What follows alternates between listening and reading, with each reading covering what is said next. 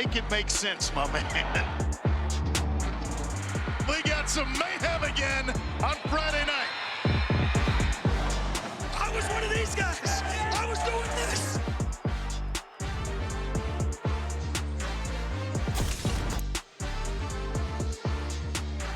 Friday night mayhem becomes Bedlam in Boca tonight. ESPN College Football Primetime is presented by Ram Trucks. It's FAU homecoming, USF in town. It's the American Conference on ESPN. And good evening, Anish Shroff, former Heisman Trophy winner Andre Ware. We'll get to Paul Carcaterra in a moment. This is a rivalry game from a certain point of view. Two Florida schools. Right.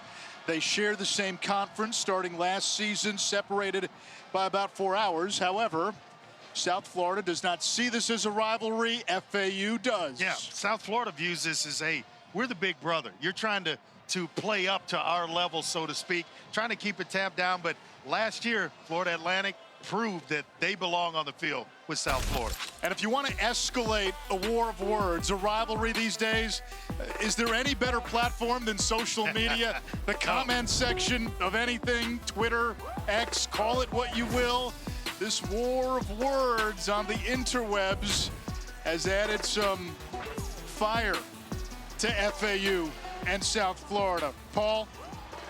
Well, Nish, FAU's Tom Herman has been part of some great rivalries in college football. Iowa, Iowa State, Michigan, Ohio State, Oklahoma, and Texas. And when we spoke to him this week, he gave us some ideas about this rivalry against USF, and we certainly took his words to heart. Herman said, I love rivalries. Anytime you can put the opponent in a black hat, it adds fuel. USF look down at us, and we take umbrage. They are helping our cause when they say, we aren't your rivalry, and FAU should have USF's respect after blowing them out last season, 56-14. Wow. That was FAU's inaugural season in the American Conference. Just the 6th meeting all time between the Bulls and the Owls.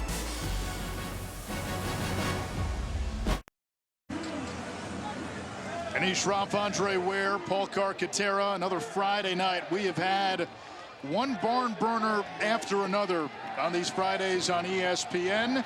South Florida and Florida Atlantic both looking to get right down the stretch. We're in November. Both need a strong finish to get to a bowl game. The last time South Florida was on this field was at the end of last season. They blew out Syracuse in the Boca Raton Bowl. Your alma mater. 45-0 as well. FAU won the toss, deferred, so South Florida will receive. Carter Davis sends it away, and a fair catch is called for. The South Florida offense, it centers on wide receiver Sean Atkins, former walk-on, who's going to go down as the most prolific wideout in school history. Yeah, former high school quarterback as well, so he knows exactly where to be on the field. Excellent hands, and he's a great route runner. Gets separation, and you just got to throw it around this young man. He's going to make every single catch that's around him. Set a school record, went over 1,000 yards last season. Receptions leader in school history with 157. He is a boss, a player. And Bryce Archie makes his 3rd straight start at quarterback in place of the injured Byram Brown. On first down, he gives it to the 6th-year senior Kelly Joyner. And Archie at quarterback, he's not quite the runner that Brown is, and it doesn't change what they do schematically on offense, but Brown, simply put, is one of the best quarterbacks in this league as Archie tries to move the pocket, and down he goes, sacked by the aptly named Jackson Ambush. He is a player, captain on this team, team leader in tackles, and also led the team last year in tackles with 89. But a guy that he just finds the football. South Florida wants to play at a fast tempo. And this FAU defense this season, they have struggled against the run. They got their pass rush going last time out, and they've had a bye week to prep for this game as we get our first penalty. A little acting job as well by Cole Best. Offside, 95, defense, control, created contact, 5-yard penalty, third down. A nice little acting job by Cole Best, the senior. Got touched by Devontae Davis, the senior defensive tackle. Makes it a little more manageable for South Florida. Yeah, it's an in-game advertisement for the theater program at South Florida. Yeah, I think he's in after that performance. On third down, Archie sends it deep downfield. Jaquan Smith can't adjust to the ball. Boy, he's got world-class speed. He's a sprinter on the USF track team behind the defense. Just couldn't get it to him. Yeah, I mean, this one just hard to track. You can have speed, but you got to be able to look at some point. Just goes right by the corner. He's got to catch that. He's got to catch that. No doubt about it. You get about 2 or 3 of those a game as an offense, and you got to reel them in when they present themselves. It's been an issue for USF the last couple of weeks. In the Memphis game where they didn't have practice time, Archie was victimized by drops. Andrew Stokes, the 30-year-old Australian, punts it away. He'll turn 31 in December, and FAU will take over after a 46-yard kick. Their rushing attack makes this offense go. Yeah, it really does. I mean, you're talking about C.J. Campbell. Yeah, they can really get what he needs. Cam Fancher, the quarterback, is an excellent runner. They do it it's a trio. Then you bring in Mobley. He's the third aspect of this rushing attack for Florida Atlantic. They can hit you in a lot of different ways in the running game, averaging just under 170 yards a game on the ground. Cam Fancher is their quarterback. He is playing through a turf toe injury, and he has a steel plate in his right shoe. And on first down, he hands it off to C.J. Campbell, who is wrestled down by 3 Bulls, led by Paco Austin, number 20. Fancher Andre Marshall transfer, a southpaw. He's been inconsistent this year as a passer. Yeah. Now you throw in turf toe, which hurts his ability to run. Tough to push off when it's his right turf toe, and I've had it before. It is an injury that just kind of hangs around, never really goes away. You just have to manage it and figure out a way to perform. They set up the screen. Campbell, that's what he does. He makes the first guy miss, and it's going to set up a third down and short. 18th catch of the season. Campbell Jr. is exciting. He's an excellent runner. They really, really like to use him in this method as well, catching the ball out of the backfield. They'll screen to him. They'll involve him in the passing game. He is a weapon for Florida Atlantic. And he's got the first down for FAU. Out to midfield. Strong run, a gain of 14 yards. Yeah, you like that, Anish, because he is showing a side you really don't see on film, and that's the physical aspect of taking on defenders. Nice job there by Campbell. After the screen pass, he came into this game averaging just under 5 yards a carry. A leading rusher, second leading receiver. Free play here, I would think. You see the flag, that one rifled across the middle. Wide open Jabari Smith, and that's 13 yards. Another first down for FAU, 6th catch of the year for Smith. And that's his 6th catch of his career. He was a redshirt last year, redshirt freshman, but they really feel like he's got a high ceiling. Quick twitch receiver, can make you miss. You can get vertical. Fancher wants a shot downfield, and it is overthrown. Flag is down, intended for Coombs, and in coverage Deshaun Rucker, who didn't play last time out. This was once a player at Marshall, right up along with Fancher. Both made their way to Florida Atlantic. Yeah, Coombs was Fancher's top target last year at Marshall. Led the team in receptions. Kind of surprised. This isn't really what they do. They like to run the football. They come out, throw a couple of screens, taking shots vertically down the field, showing a little bit of a different style of play offensively tonight. trying to take advantage of a South Florida defense that is one of the worst in the country against the pass. Incomplete through the hands of Marlon Johnson, the Buffalo transfer. It was a little high for Johnson. Came in with 9 catches on the year. This is his super senior year. Decided to come to Florida Atlantic, play it out.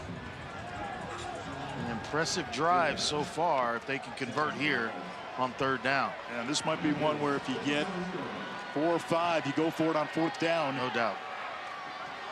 Be aware for quarterback run here. It's perfect look for quarterback draw. Fancher thought about it. Finds the edge. And he is pulled out of bounds inside the 35-yard line by Jalen Schuler. And now a decision for Tom Herman. Yeah, when you only have 4 down linemen and that linebacker in the middle, a good runner, and he was getting ready to run quarterback draw, ran into one of his linemen and then kind of rerouted him, but you have the only person you have to make miss is the guy right in the middle. We told you he's got the turf toe, he's got the steel plate, and despite it all, he's moving around well with it, though. Yeah, in his last game, he had a 76-yard touchdown run. It'll get worse as the game progresses. Here comes the blitz. Fancher gets rid of it, and that is a turnover on downs. It's a great. Amari Hayes back from injury, and Paco Austin with the tackle. That is a great open field tackle by Brent Austin, stopping Florida Atlantic, and the ball's going over on downs.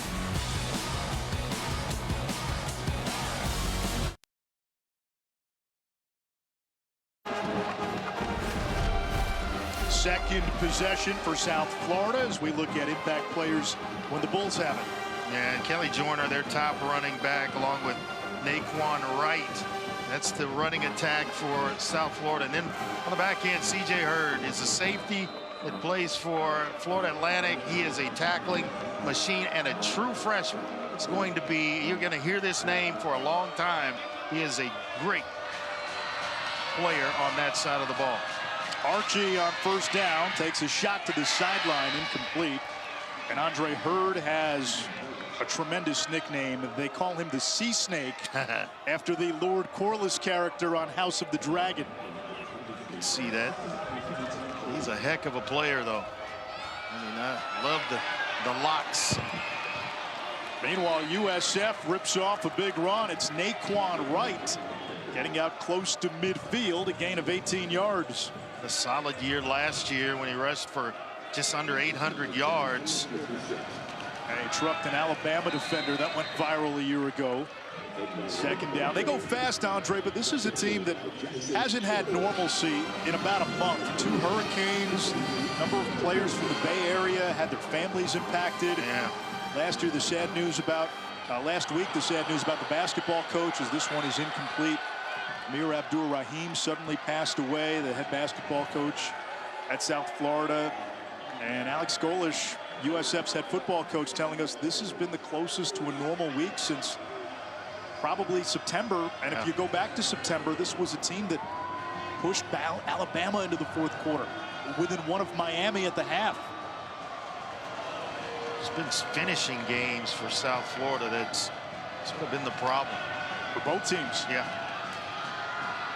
Archie will take off on 3rd down, lowers his head, and he's going to be a yard short. I had to believe this is 4 down territory here for South Florida, and Alex Golish will go for it here, and they're going to try to go fast. They always go fast. Yeah. High snap. Archie keeps and extends the drive. He's been solid on the ground. It's just he's got to improve more as a passer, and he's noticeable in his completion percentage, about 53% on the season. Hurd coming on the blitz. Wright gets ambushed back at the 45 for a loss of about 3. You talk about a guy that loves contact. It's Hurd. He and the hairdo and everything, they love to get him in the box and bring him on quarterback blitzes. Archie's pass complete to the nephew of John Legend, Michael Brown-Stevens. 3rd down. He had a big game last year against Florida Atlantic. 4 receptions, 98 yards in that ball game last year.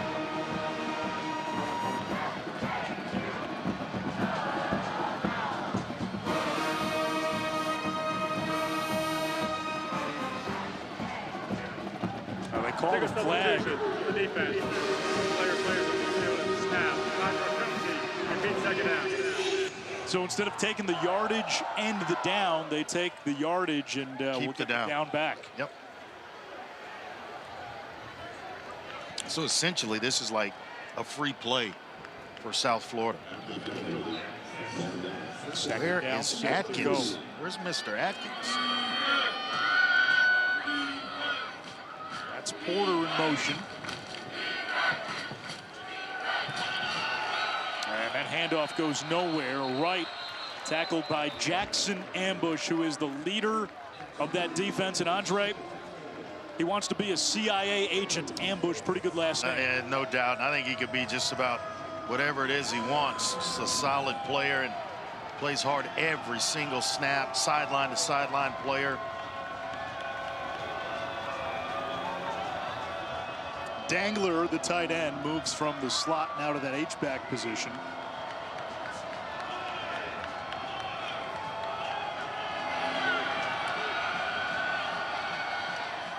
Pressure.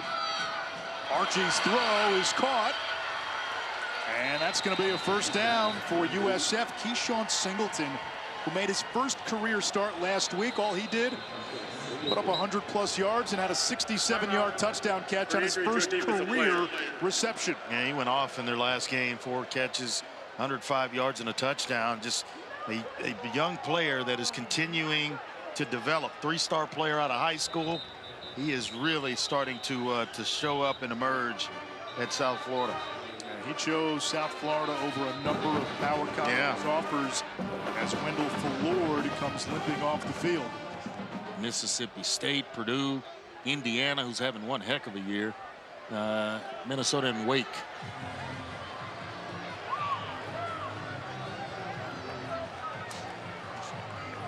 And now finally we see Sean Atkins on the field. Has missed the last couple of snaps. Just wondering what's taking so long to get the ball in his hands. He is in the slot.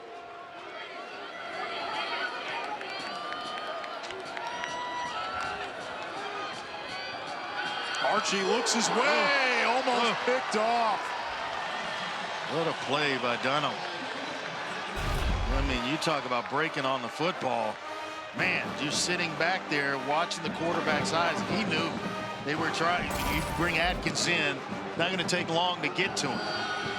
Naquan Wright bottled up after a short gain, and it's 3rd and long. So Dunham, that last play, was kind of sat in that safety spot, did not take a back pedal, and was waiting on Archie to look to his left. The minute he did, he took a nice break on the football.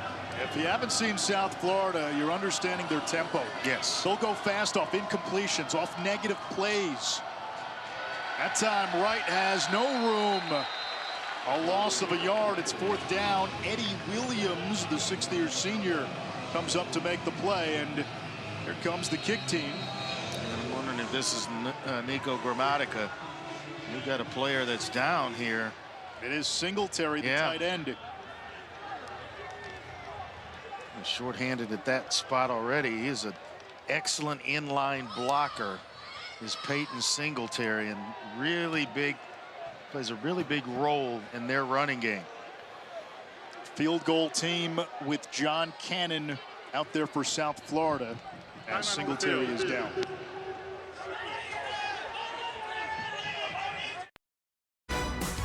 ESPN's College Football Primetime is presented by Ram Trucks, built to serve.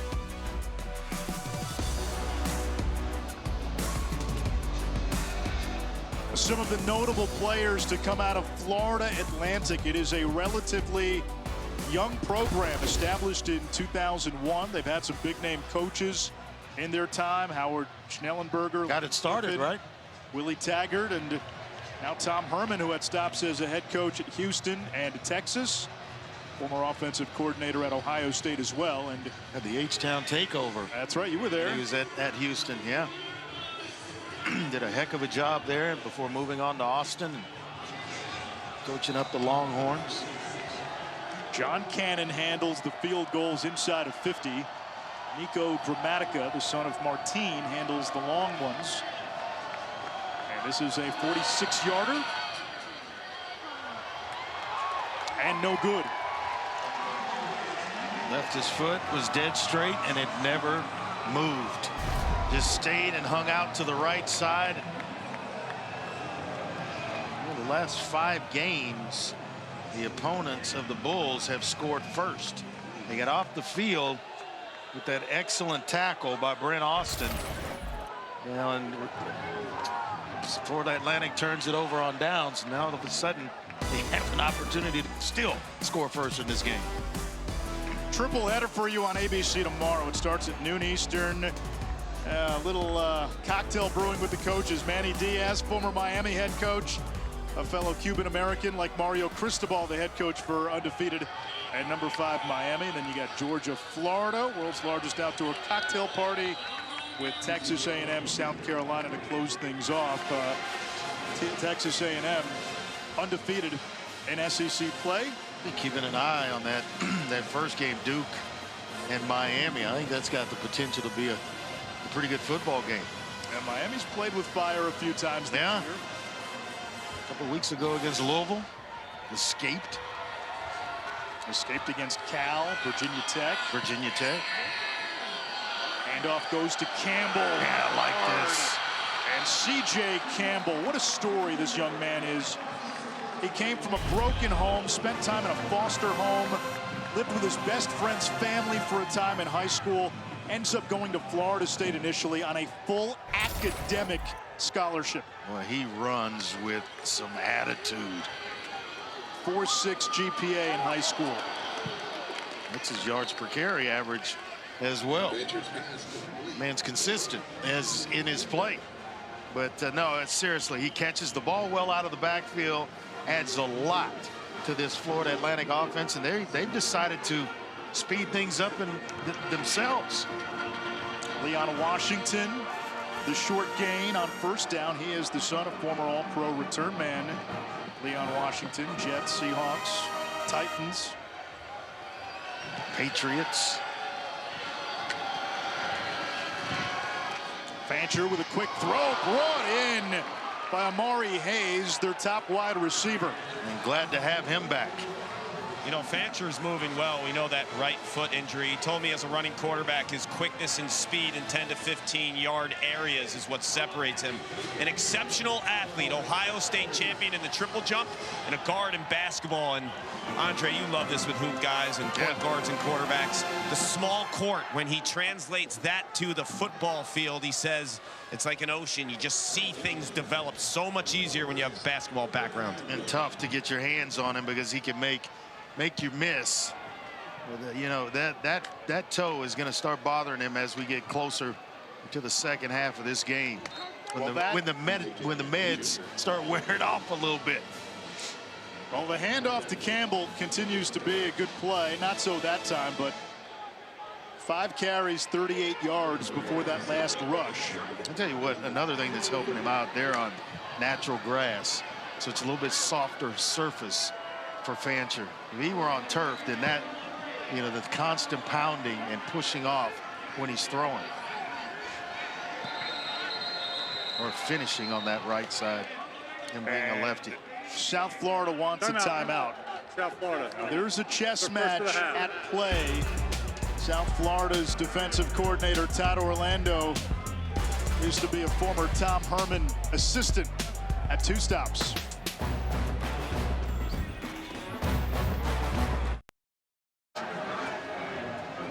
Todd Orlando, the South Florida defensive coordinator, was with Tom Herman as his DC in Houston and Texas. And Orlando telling us this week, he said, the familiarity with the offense doesn't help so much because it's Charlie Fry's offense now. It's only about 15% of what Herman ran. He said, however, FAU knows exactly what he's going to be doing. Yeah. Here's the blitz off the edge. It's picked up. Fancher down the seam, fits it into Hayes. He came into the game as the only wide receiver on the team with double-digit catches. And they are happy to have him back. He's back this week from an injury. Team's top receiver, and have to see why they miss him. Good size, and tell you what, he is not afraid to challenge the middle of the field. Fancher keeps, makes a man miss, and dives to the 5-yard line before he's tackled. Vicarious Hawthorne got him, former FAU Owl. And Jalen Schuler is the guy that missed the JC transfer from Coffeyville Community College. 2nd and 3.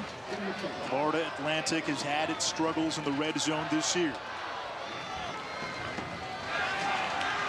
Extra body in the box to account for Fancher. Chased, escapes, but not for long. Schuler getting in there. Hawthorne meets him back at the 10. It's 3rd down. Desperately wanting to get into the end zone. They've been in the red zone 28 times this year, scoring 16 touchdowns. Would love to add on to that. I gotta believe they don't come up with a first down here. They're gonna take the points here early. They hand it off to Campbell. Nice move. He's got the corner, and he's got 6. He's got some wiggle, doesn't he? Wiggle and speed. He can give it to you and take it away with the best of them. He just kind of sets up a defender, one of the edge defenders, as he jump cuts outside, and then doesn't even get a hand on it. That's one heck of a play. 3rd and 7. Everyone's thinking pass, and Campbell off to a strong start. 6 runs, 47 yards. And Tafik Bayard is the guy that he shook out of his shoes. The extra point by Morgan Suarez is good, and Florida Atlantic on the board first, 7-0 with 2:09 to go in the first quarter. Owls looking for their first league win. Don't forget AAC on ESPN Plus, your exclusive home for more than 1,000 events, including all American Conference championships, as well as the All Access Series. College basketball fans, you got college hoops coming on ESPN Plus. FAU was in the Final Four just 2 years ago. Yeah. USF, they've been outscored. This has been a problem for them this year. In the last 4 games in the first quarter, they've been outscored 38-0. Slow starts, and you are playing and trudging uphill from that point on. Tough to win consistently when you're always playing from behind early. Slow starts and then the inability to finish. That's plagued both of these teams. We'll get into that in the second half. Both teams have been in a lot of games in the second half, fourth quarter, and for the most part just haven't been able to close. USF was in the game against Bama late, and then all of a sudden they broke it open. That was a 1-point game with about 6 minutes to go, or a 1-score game. Head coach for FAU in his second season, Tom Herman. At Houston, at Texas. He told us a funny story talking about rivalries and all the great rivalries he's been in. He said the most heated, Stephen F. Austin and Sam Houston. Oh, yeah. He said 4 years in a row. Yeah. That game had a fight either before, during, or after. I think it's called the Battle of the Piney Woods. Yep. That is well known in those parts of Texas. And a flag.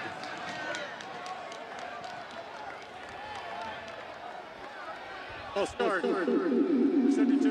Offense. 5-yard penalty. Now.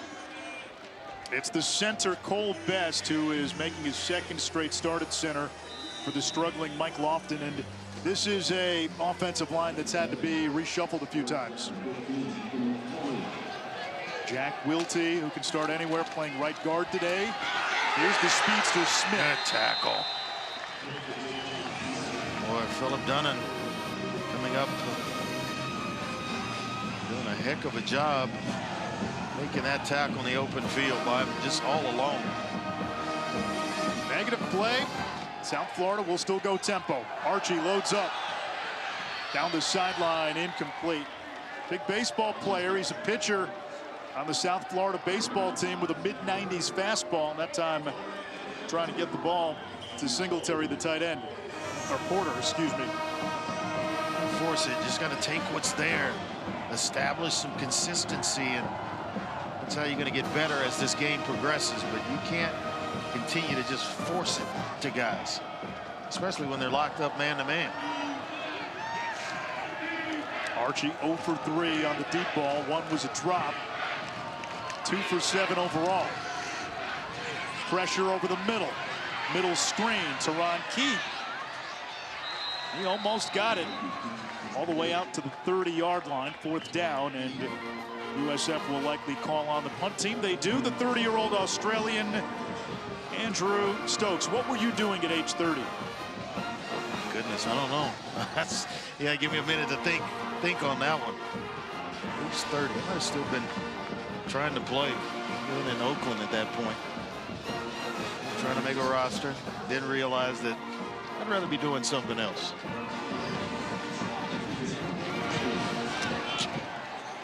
He spent 7 years playing Australian rules football.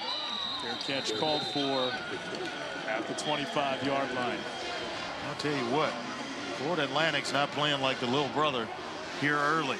It's been, they have kind of taken that, run with it, held it, taken it personal, and off to a pretty good start here.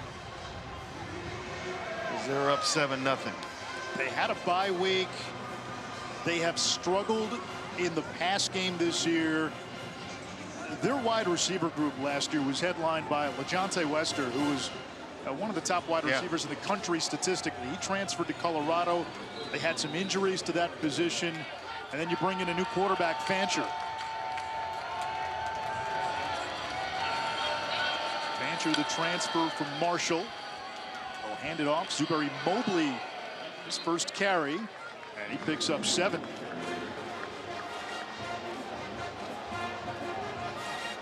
Fancher had a tough go at Marshall. His head coach there, Charles Huff, after Fancher left, said, and this is a direct quote, "There isn't a lot of NIL money, and the fans hated him.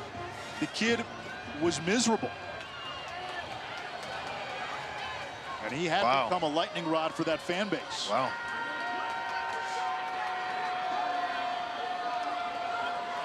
But a connection to former Buckeye great Braxton Miller, a childhood friend of Fancher and his family. Helped bring him to FAU. Miller's offensive coordinator at Ohio State was Tom Herman. That's a pickup of a couple. It sets up 3rd down. He was a pretty good one, wasn't he? He was dynamic. Into the Texans, trying to make the transition to from quarterback to wide receiver. FAU with the ball and the lead when the 2nd quarter begins. Coach, where does FAU challenge you the most in their run game? You know what? They do a good job with the misdirection stuff. You got to fit it perfectly, and then when you add the quarterback in it, we got to fit that perfectly. So we're settling in. I think we'll be all right. When you're on offense, what's the perfect tempo for you? At the tempo that we're executing, you know, just being able to continuously move the chains. I'd like to go fast. Thank you, Coach. Thank you.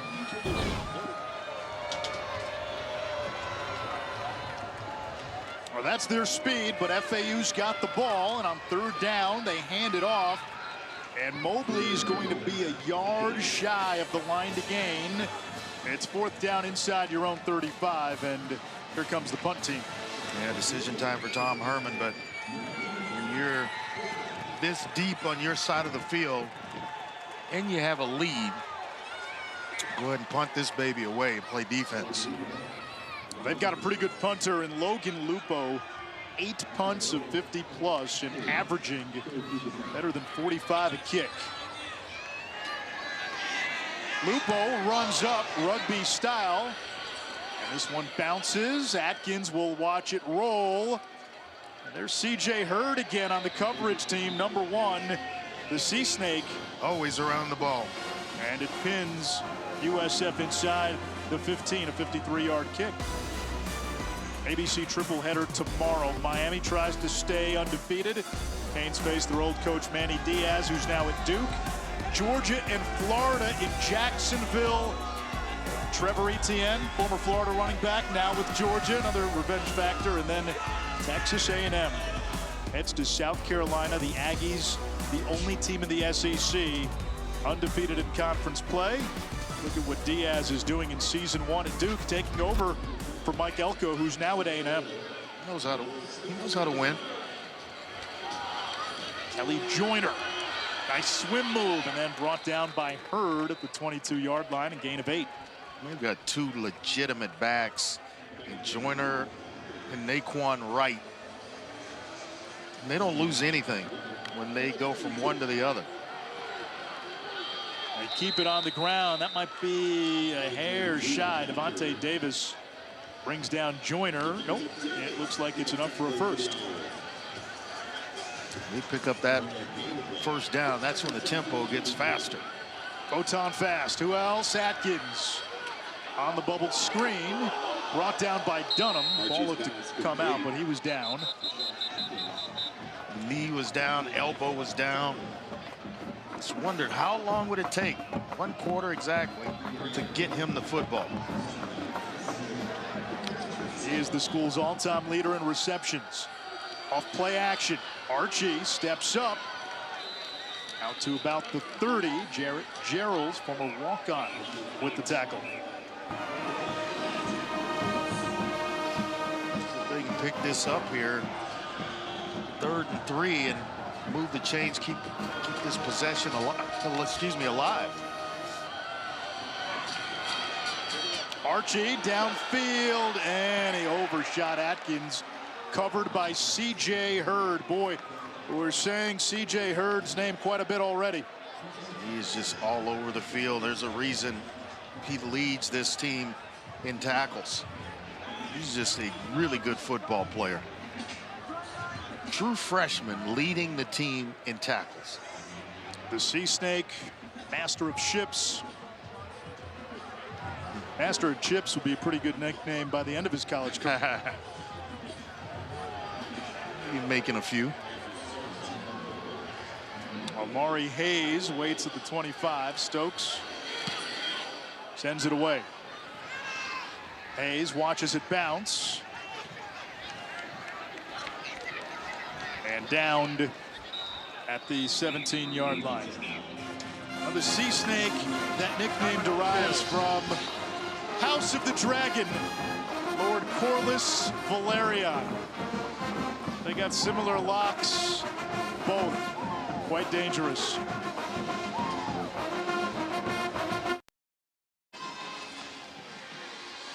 Last week, the South Florida community mourned the loss of head men's basketball coach Amir Abdur-Rahim.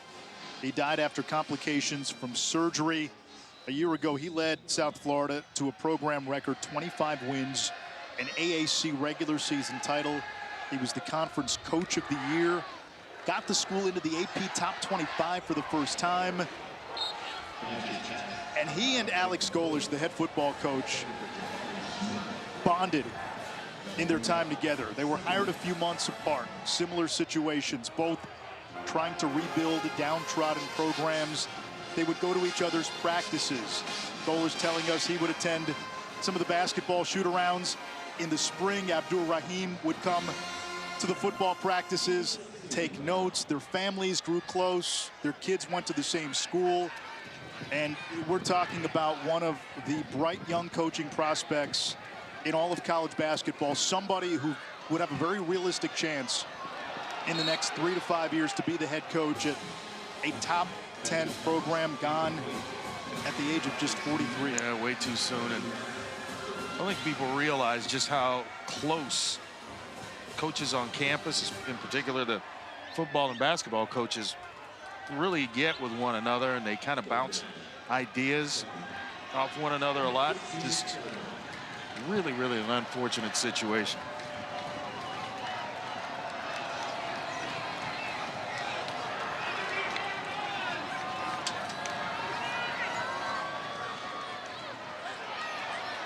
Fancher on third down, navigates traffic and fires a strike. It's Caleb Coombs, his favorite target in Marshall last year. Excellent throw by Fancher, just kind of buying himself some time, working the pocket, and man, does he have nice zip on the football. Nice tight spiral to Coombs. I mean.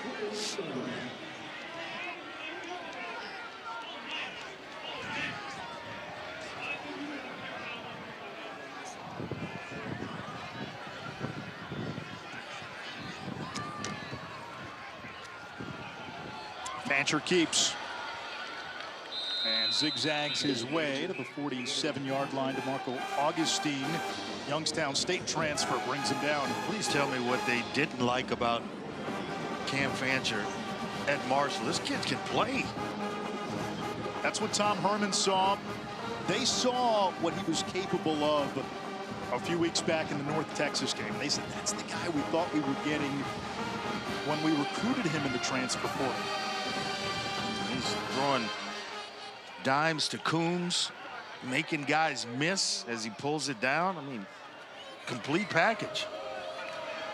Fakes the reverse, has time to set up, tipped, and nearly intercepted. Just a little bit late trying to get that one to Hayes.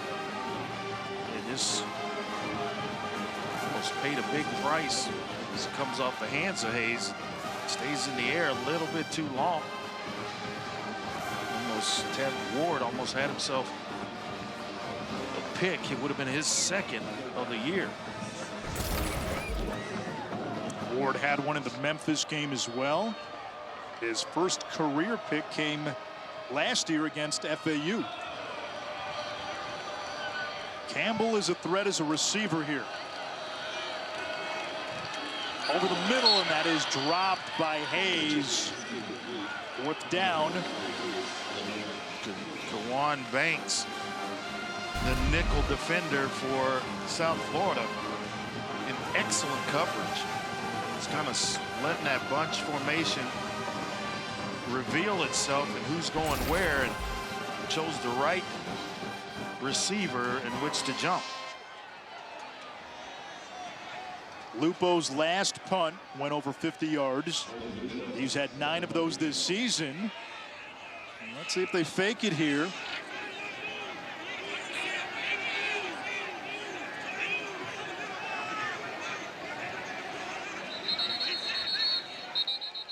Take the delay of game penalty. You know, as an opposing coach, I would never accept that. Because the reason why they're doing it is to give your punter more room to land the ball inside the 10-yard line and back you up. So I'd keep the pressure on, decline it every single time. We could be here for a while. Yeah.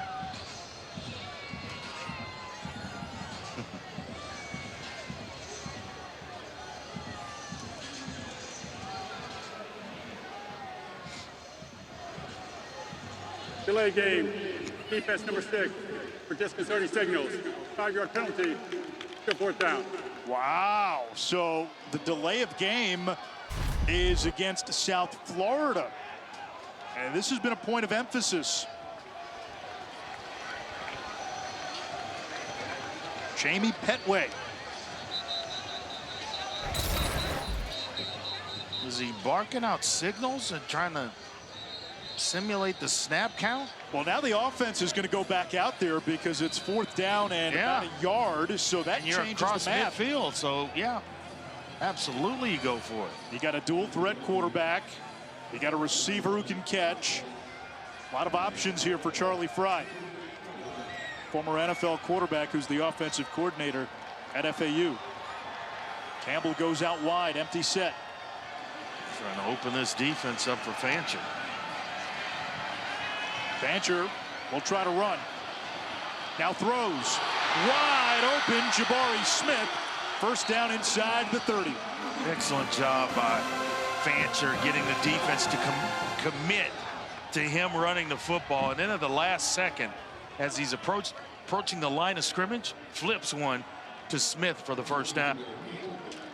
And that penalty by Petway allowed FAU to send the offense back out there. And now getting close to the red zone.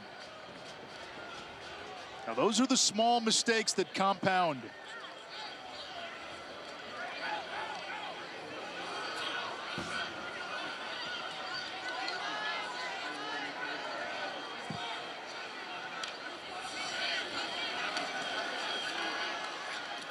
Fancher with the pressure coming. Fires it at the feet of Davis. Yeah, there was a mix-up on routes. Jabari Smith running into another receiver, just threw the timing of that thing totally off. Martin Hayes the target.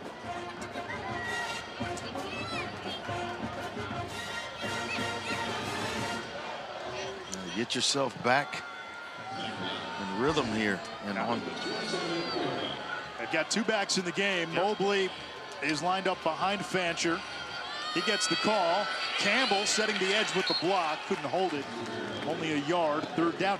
Those two back sets, Andre, they do a lot of things with that 21 personnel. Two running backs, one tight end, including throw to their backs in that formation. More pitching. You have the other one blocking. And Campbell's excellent receiver out of the backfield. Mobley's good at protection. Both guys actually. But boy, did Rico Watson III close in a hurry. He's been playing well of late. Robert Moore's transfer.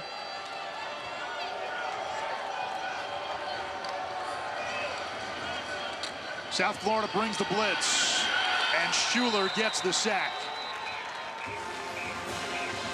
Well, the one thing you're trying to teach young quarterbacks is when you have third down and pressure is coming, get the ball out. You cannot take a sack because it makes the field goal attempt a lot more difficult when you do that.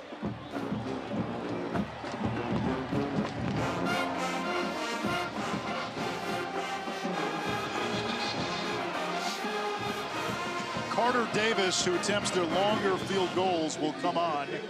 It's a 50-yarder. He is 2 for 3 from 50 plus this season. And he missed it.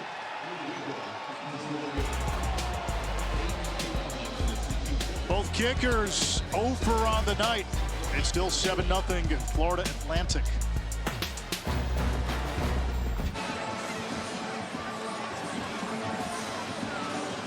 Welcome back to Boca, and I'm with the NFL legend, Hall of Famer Chris Carter, who's lived in this city now for 30 years, you told me. Yes. But now it's your second year with the program, FAU, Director of Player Engagement. How did that marriage happen?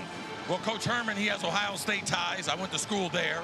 And then once he became a resident, he wanted me to be a part of the program. So introducing our kids to NIL opportunities, introducing them to businesses, helping them recruit, how to have a championship mentality every day.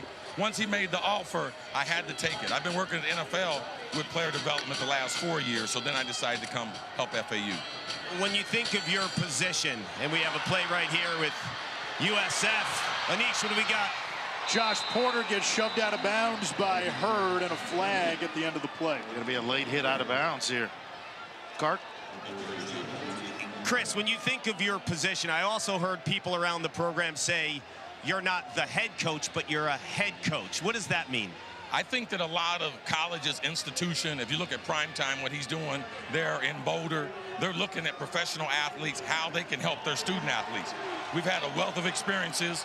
We've lived a very, very sports-oriented life that the student athletes benefit from. So I'm the liaison between the coaches and the players, and anytime that the coaches need something, message to their head, they give that message to me. So I'm the head coach, not the head coach like Tom Herman. I love that. You're doing a phenomenal job. Everyone I talk to says that you're amazing with these young student athletes. When you look at the wide receiver position, because you're one of the best ever, what kind of advice can you give your players? Well, for one, we got to get better at the wide receiver position. We're going to recruit better talent, but it's like a basketball team. We got one. Naquan Wright breaks one loose, And South Florida is on the board. Broke the tackle of a pretty good player on the defensive side is C.J. Hurd. And then all of a sudden, Naquan Wright is more the physical back. They love him in protection, but they know that he can carry the rock as well. And Hurd was there, just could not bring down the physical Naquan Wright, who turns in a house call. He had the penalty against South Florida on the chop block, and then Naquan Wright goes 64 yards for the touchdown. In his last 4 games, he had 74 yards on 24 carries. And then he busts one loose, and we are tied at 7, Paul. You know, Chris, you mentioned you're the head coach, but I see you flying around this sideline. When you're in a game, what are you actually looking at the most? Well, I have relationships with the players. I want them to have a championship mentality. I want them locked into the game plan of what the coaches have tried to administrate to them all week. And when they lose their focus, just to get them back on track. A couple key words. And when you have relationships with the kids respond, especially when they respect you. What would you tell the defense there? Well, we had a chance. We had to play. You got to make a tackle. You know, tackling, catching, it's still about the fundamentals. When you got a chance to make a play, you got to be able to make it. They end up making the play. South Florida end up scoring a touchdown. Thank you so much for your time. You've been an inspiration. When I was a kid watching you play, you were amazing. I would love to see you and Andre Ware on the field together. That would have been something. Well, not going to be able to pay me enough money because Andre always gets a lot of money no matter where he goes. Not only for his contract, but for his wardrobe. Yeah, have you ever golfed with him? I haven't golfed with him, but I heard the stories. He's a pro. Be good. Thanks, bro. Oh, my man is a great, and I mean great, basketball player. Really? Oh, my goodness, yes, he is. He can hoop. Not very many better than Chris Carter, that's for sure. And I'm sure he's given somebody fits on this campus in pickup games. You know, he's kind of a similar role. Michael Irvin has a role like that down at Miami, where you start to see, you know, alums and other players close to the program coming back and helping out. You can't skirt around it anymore in college athletics. There is a professionalism that has seeped in when you have all the money and the players getting paid. Listen, it helps to have a guy who has been through it, who knows what those opportunities outside the players game respect look like. that, no doubt about it. I mean, you can coach them all day, but if you haven't been there, sometimes it goes in one ear and out the other. But when you've been there and you're trying to lay some advice on a guy and you're talking to him from your experiences, that means a lot. And they respect it. Few did it better. I mean, how many Hall of Famers, NFL Hall of Famers are rolling around campuses around the country? Not very many. And if you played the receiver position at a higher level than Chris Carter, all-time great, Hall of Famer. Fancher on first down. Ball comes out at the end of the play. Flag flies in. Yeah, a little targeting there. And this may be targeting. The helmet for Hayes came off. Hayes held on to the football, showing you his toughness. And he will not have to leave the game for a play because it was initiated by a defensive player, and that may get you an ejection. Yeah, that was the helmet that came off. The football. That's Deshaun Rucker in the corner.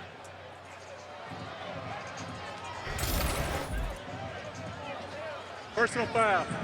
Targeting. Number 13. Defense. Players under further review.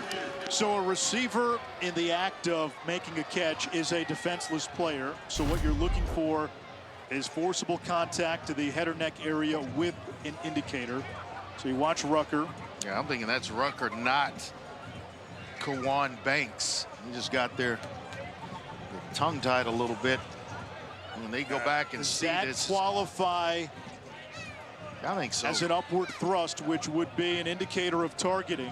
I think so, Anish. And then with the helmet coming off, it, you know, you're lowering. He starts to lower first. He being Rucker. My question is, does he get him on the shoulder? Nah, I think this is helmet you to think helmet. It's helmet to helmet? Yeah, I do.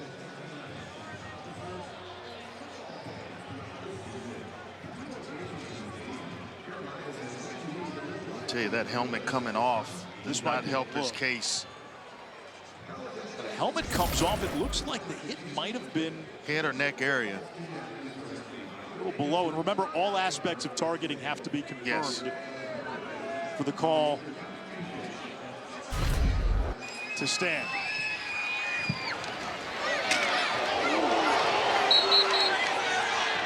Yeah, I think this, they'll miss the second half of this one and get himself ready for next week against Navy.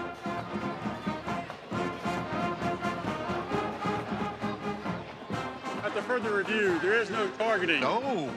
He's second down. Number 10 from the offense will have to go out for one play because his helmet came off. Yeah, again, I know the helmet comes off, which kind of gets your attention, And I it didn't think makes so you go because- to head right. and neck area. The one replay, it looked like when he got to Hayes, Rucker turned his shoulder just enough, and the contact may have been to the shoulder, and the hit may have been hard enough where the helmet popped off. Yeah, and then Amari Hayes, he's got to go out because the helmet comes off. I didn't think he would have to go out. So Florida Atlantic, they lose that one all the way around. And because there was no personal foul attached, Right. only targeting, the penalty wiped off as well. Second down, 2 to go. Out of an offset pistol look. Fancher gets away from Schuler. Nice run. Tumbles for a first down to the 41, a gain of 7. Is he a physical runner or what? And the speed. He's that fast with turf toe. I wonder how fast he is when he's completely healthy. So you've had it for folks who have not man. had turf toe. What Yes. does that feel like? It's right behind the big toe in that joint.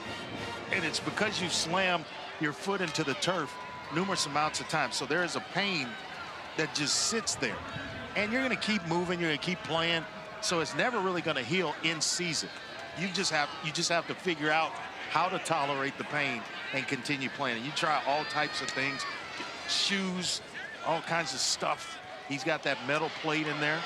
There was that two-back formation out of the gun, and it's Campbell who's dangerous as a receiver in those sets. But it'll remind you, it'll wake you up sometimes.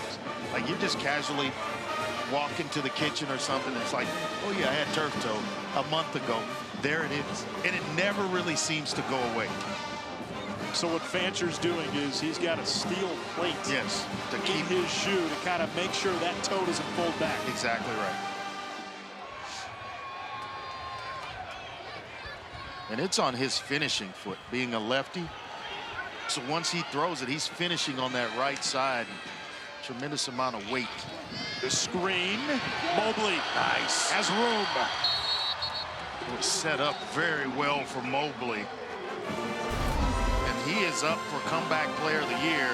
Missed last year after a couple of games. His season was cut short because of injury. Really, really compliments Campbell well in this offense. 2 years ago, ran for 500+ yards. Yeah. 5 yards a carry. He had a game in high school where he ran for 305 yards. Wow. Had a big game this year in the Shula Bowl against FIU. 3 touchdowns, ran for 134. Now Campbell. All night long, Andre, he has made the first guy miss or he's broken that tackle. And that's why I say they complement one another so well. Campbell with the shiftiness, and he's got a gear, and Mobley just tough, super tough. He's got some shiftiness to him as well. Both catch the ball well out of the backfield. Campbell averaging 7 yards per carry. And a timeout by FAU. Timeout, FAU. We will take one, too. Friday night on ESPN, and another close game.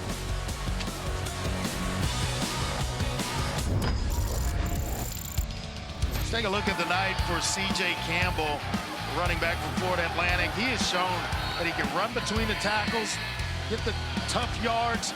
He's also quick enough to give it and take it away. Got speed around the edges, and he's got this team's only touchdown of the evening, showing you he can also get himself into the end zone. A touchdown by Campbell, a 64-yard touchdown by USF's Naquan Wright. versatile back. Fancher, incomplete. And that's when everything breaks down. Just throw it away. Trying to set one up to the tight end, Wyatt Sullivan. But immediate pressure, and I'm shocked he was even able to get it away by Banks for South Florida. FAU has had the ball for most of this first half, and Andre, they've had a couple of drives where a missed field goal, a turnover on downs, penalties sprinkled in here and there. A couple of empty drives in USF territory. Fancher will hand it off. Why not? Nothing but daylight in the evening sky for C.J. Campbell. Check that. It's 2 touchdown runs for C.J. Campbell. Yes, sir. Yes, sir. Boy, blocked up very well for C.J. Campbell. And he shows you the speed to turn the corner. DeMarco Augustine goes a little bit too wide, and his defense gives up leverage, and a back like Campbell's going to make you pay. He could have run to Palm Beach.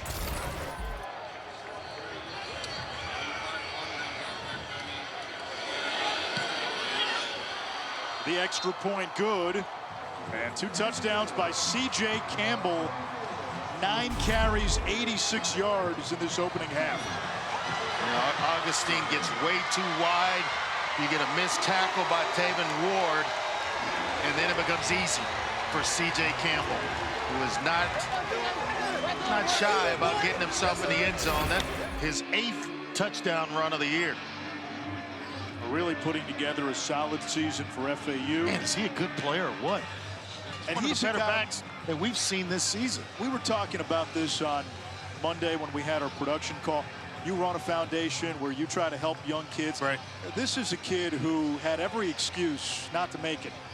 Broken home, lived in a foster home for part of high school, lived with his best friend's family. Out of all of that, graduated high school with a 4.6 GPA. Started at Florida State as a preferred walk-on on a full academic scholarship before coming to FAU. I know you can appreciate what that guy has put in and what he's gotten out of it. Yes, and he's a player that I'm pretty sure could play for me if he was a AAU basketball player, because he loves tough coaching. He's a player that loves the discipline and that loves that type of structure in his life, and he's made the most of it, given a second chance, and that's all you need sometimes.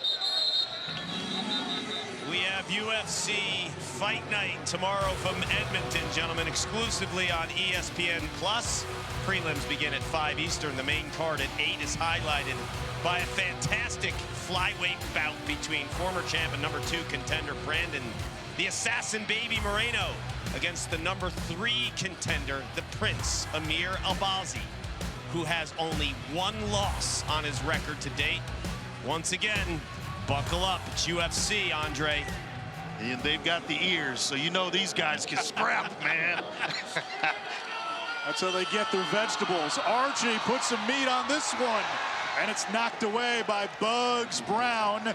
I wanted Jaquan Smith. Boy, a little more helium, and Smith is still running. Yeah, and if he throws it inside, Smith may be still running. He's just got tremendous speed. If you don't get your hands on him, he's so fast, he's going to go right by you. And if that ball's put out there another yard or so and inside, six points. Archie down the seam, too hot, too high for Keyshawn Singleton, and he's now 0 for 6 throwing downfield. I told you that you get about 2 or 3 of those a game, and you got to be able to hit on them when they're there. A speedy guy like Jaquan Smith, got to find him. Your son plays that NCAA video game. 98 speed rating. That one incomplete, nearly picked by Lawrence Johnson, true freshman corner who can play nickel as well. FAU really high on this young man. I wonder what the speed rating is for Lawrence Johnson, because he closed from inside out. Watch him get to the sideline. He's going to watch the quarterback's eyes, then make a break on the football and break it up. Man, that's good play on the back end. Not much working on the deep balls for Archie. He's had some opportunities. And now 5 of 14 overall, just 28 yards. You gotta hit him. Game gets so much easier at the position of quarterback when you can hit a couple of those deep shots. You're gonna back a defense off. You'll be able to run the football. You can run play action, everything. Offense, 5-yard penalty, 4th down. That's going to back up Stokes. And then some of them are going to go for 6. Well, there was one early in the first quarter, where Jaquan Smith should have caught the ball, and if he does, they're not catching him. You also can't wait until he comes open. You got to anticipate that he's going to because of his speed. Good kick here by Stokes. Hayes made the catch and gets tackled pretty much immediately. We got a flag. A late flag. Special teams tackle by Kaquavius Berryhill.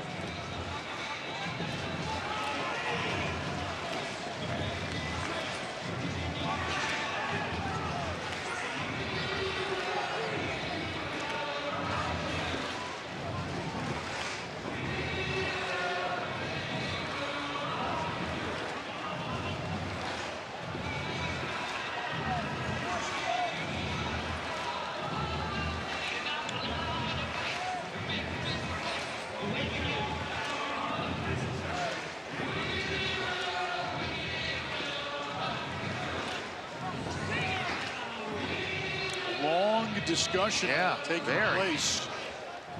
Edwin Lee is the head official. After the play, unsportsmanlike conduct on both teams. Number 20 for FAU, number 28 for South Florida. That is the first for both players. Those fouls canceled. 1st down. We'll show you what happened in the aftermath. A little brush up after and just a continuation after the whistle. And Alvin Isaac and Fabian Scott into it.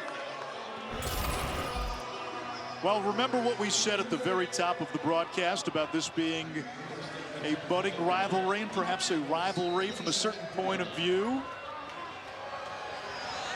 I'll tell you what, right now, FAU looks like the big brother. They beat USF 56-14 last year. Mobley mashes the B button and slams the turbo. First, he had C.J. Campbell, and then his complement, Zuberi Mobley, comes in, gives him a break, and the production does not drop off whatsoever for Florida Atlantic. What a run by Mobley. And this is a 2-for-1 spot for FAU. They get the ball first in the second half. And they've got an opportunity in these to put the big points on the board.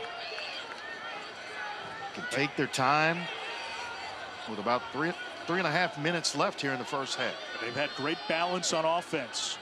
148 rushing, 138 passing. Hayes on the tunnel screen. That's plenty of yardage on 1st down. Give him almost 9. And you can kind of go into your 4-minute offense here, your 3-minute offense. Still have the 2-minute timeout.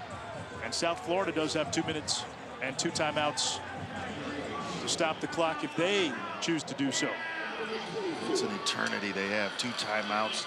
The 2-minute timeout, as you mentioned, is a lot of time before we get to halftime. And Florida Atlantic can kind of take their time here. Mobley with a 1st down. You want to score, but you don't want to leave any time on the clock for South Florida to put a drive together. Yeah, especially given how fast the Bulls play. I've been impressed with Fancher. The way he plays the position, he can spin it, he certainly can run it. And then he's got 2 backs that there's no drop off from one to the other. And he has been clean tonight as well, Fancher. Interceptions have been an issue at times. Mobley showing some patience And now FAU can take this down to the 2-minute timeout. Well, I thought if he bounces that thing outside, he may still be running. Well, they've had 5 plays, and they've been explosive. 5 plays of 20 yards or more this Florida Atlantic offense. It's been nice to watch. Charlie Fry dialing them up tonight. Now we've got a stoppage here with 2:10. They did not signal that anybody called the timeout.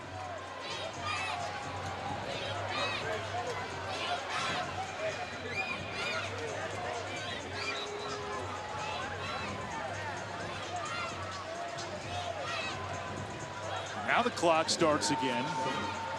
Now they're going to get to the 2-minute timeout. 2-minute timeout. Florida Atlantic in the red zone, looking to tack on.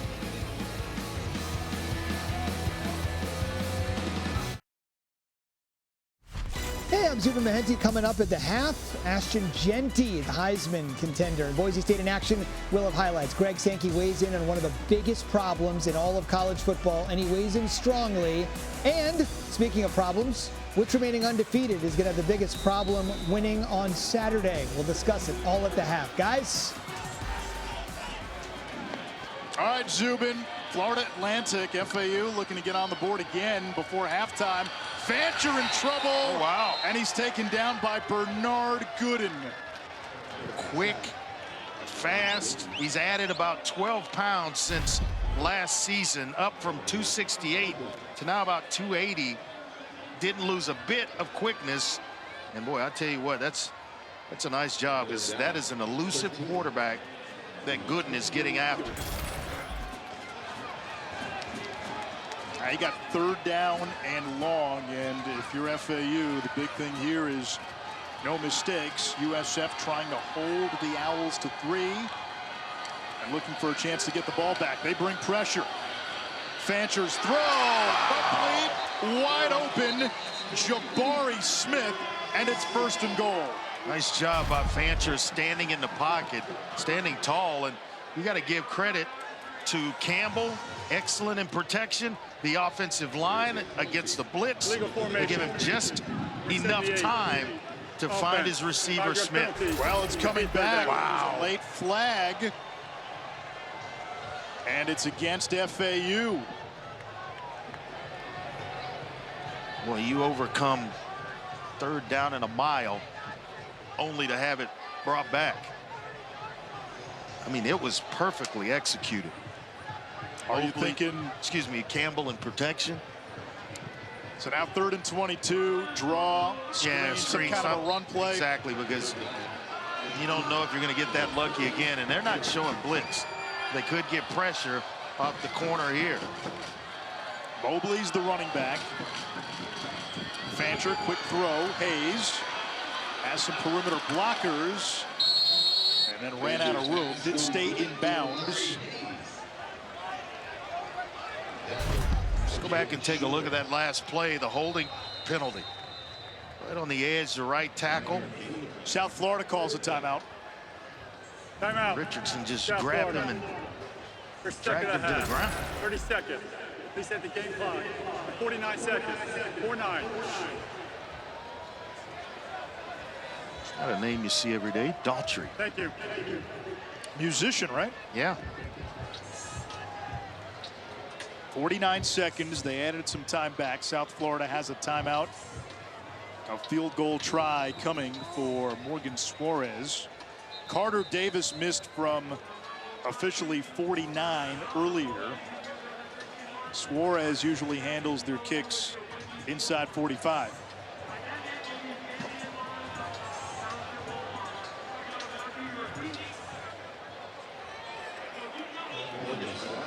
This will be a 36-yarder for Suarez, who is 6 for 7 on the season.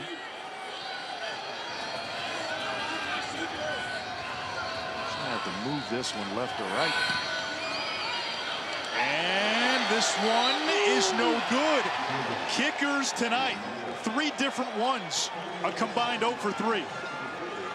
Loved Roman Anderson to death.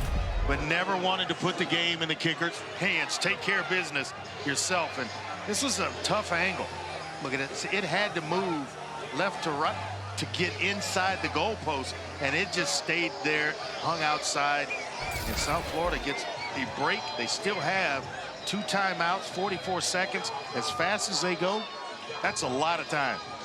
Clark, there was some wind on and off leading up to the game and early on in the game. Is wind much of a factor? You know, it comes and goes. It's been pretty still for a while, but those gusts are starting to arrive again. Pre-game, it was very prevalent. I thought that the kickers would have a lot to deal with, and they were implementing in their warm-ups, kind of foreshadowing the wind and putting the ball in different spots and tweaking their kicks. But once the game started, we didn't really see it until recently again.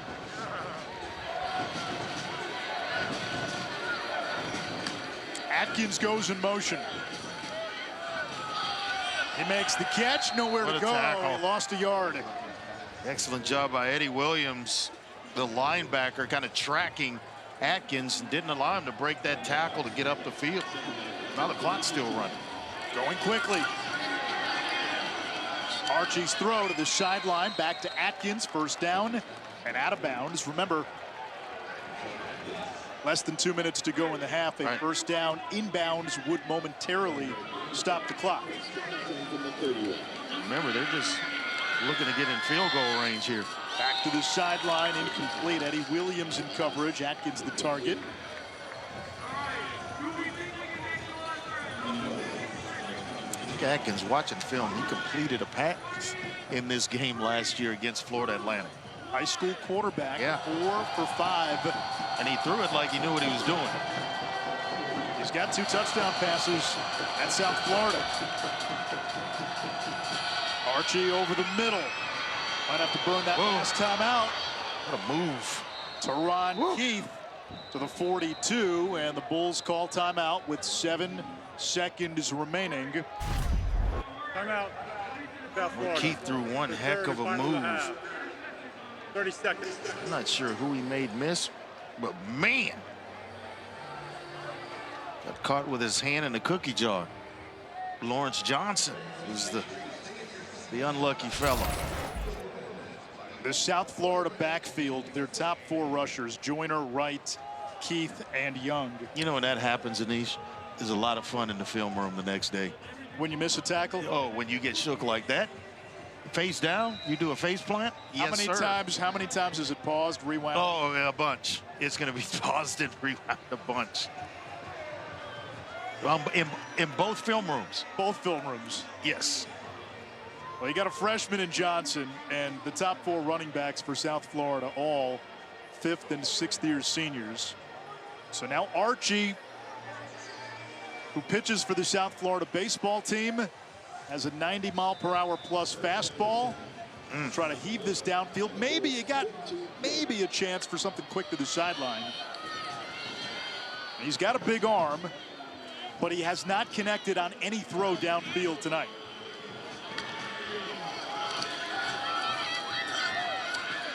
Archie downfield, and that is going to be complete to Hardeman. Nice, but there's a flag down. Time also shows triple zeros. Oh boy, let's see what we have here. It could get interesting.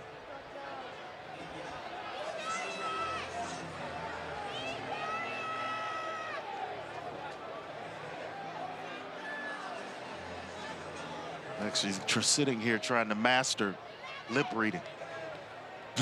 And I can't do it.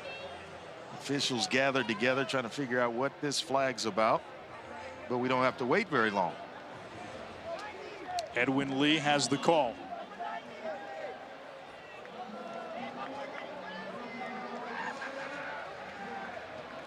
Illegal touching. Number 1, the offense. Went out of bounds on his own as the first to touch the pass. Loss of down. Previous spot. His second down. Please set the game clock to 1 second. Clock will start on my signal. Yeah, so there is a second. And South Florida is going to have to get this ball off as soon as the officials blow the whistle. Good right leg. He went out of bounds, the right foot. You cannot be the first to touch when you come back in, and obviously he was. Now, if you're pushed out, you can reestablish that wasn't the case. And as soon as they start this clock, the time's going to run out. So that time has run out. They started the clock. South Florida out of timeouts. That takes us to halftime. Previous play is under further review. They're going to review the last play to see if Hardiman actually went out of bounds.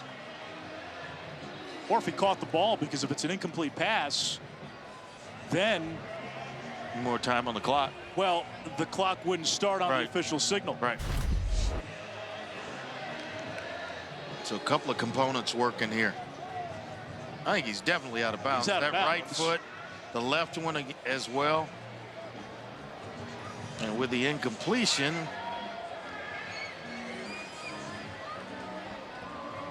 After review, the ruling on the field is confirmed. The half is over. There you go. So they look at it. He not only went out of bounds, he caught the ball, which means clock starts on the official signal. It did. South Florida doesn't get a playoff. All that for naught.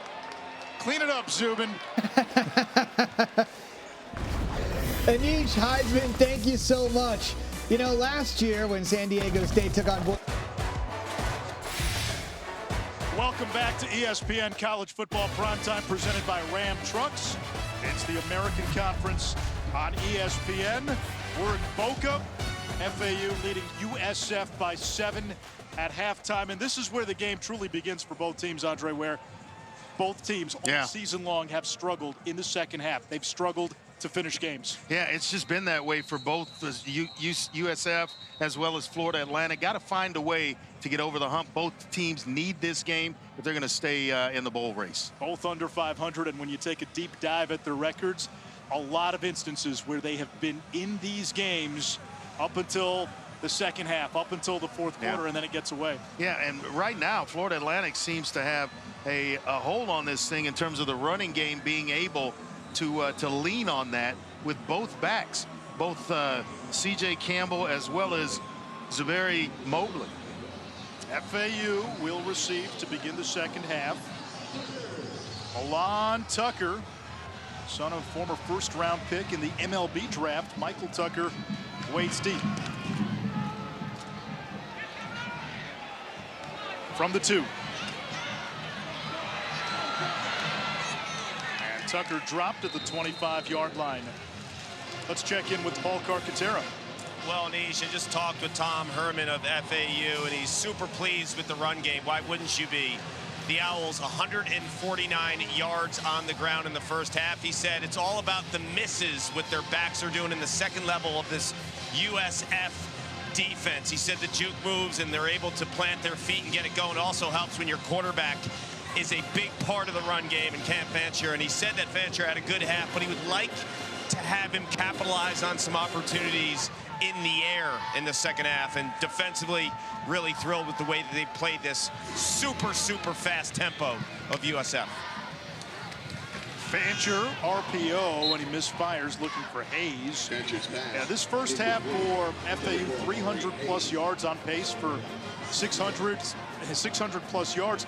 They've moved the ball, but a couple of missed field goals, turnover on downs, not able to punctuate enough drives. You think if FAU got everything going, and even Cam Fancher being more or asserting himself more in the running game, it's going to open up things big time for this Owls offense. Fancher playing with a steel plate in his right shoe. He's got turf toe, throws on the run, incomplete, and it's 3rd down and 10. And if you're South Florida, you watched FAU run 23 plays in your territory in that first half. You get a 3 and out to start the second half. That's a boost with a tempo offense. Goes a long way for your confidence, that's for sure. And Todd Orlando trying to figure out, he's dialing up defenses. He's tried to blitz at times, well, man-to-man, little zone, which is what he's kind of showing here. But man, it's been Florida Atlantic who's had all the right answers in this one. 4 for 9 on 3rd down. Fancher gets away from Mac Harris and then stood up immediately after. And I'm like, blow the whistle.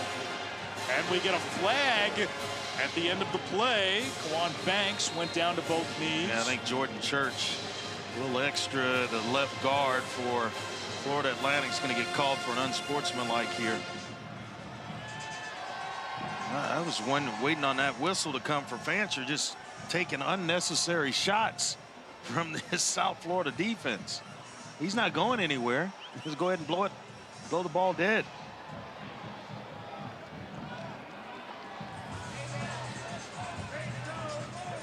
Now, we've watched the officials huddle more than South Florida tonight.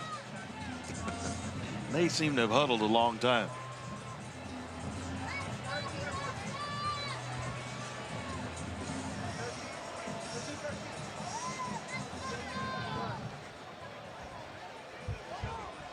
Now the mic still doesn't work, but it's a personal foul. And it's on Jordan Church.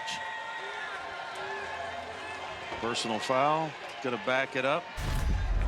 Take a look at that last play, the sack first. And it's just a host of white jerseys that get to Cam Fancher. Rico Watson first to get there, and then you're trying to help your quarterback out. He's taking shots, and Big Church, he's just moving bodies, throwing them off the pile. So now Lupo will punt from his own end zone.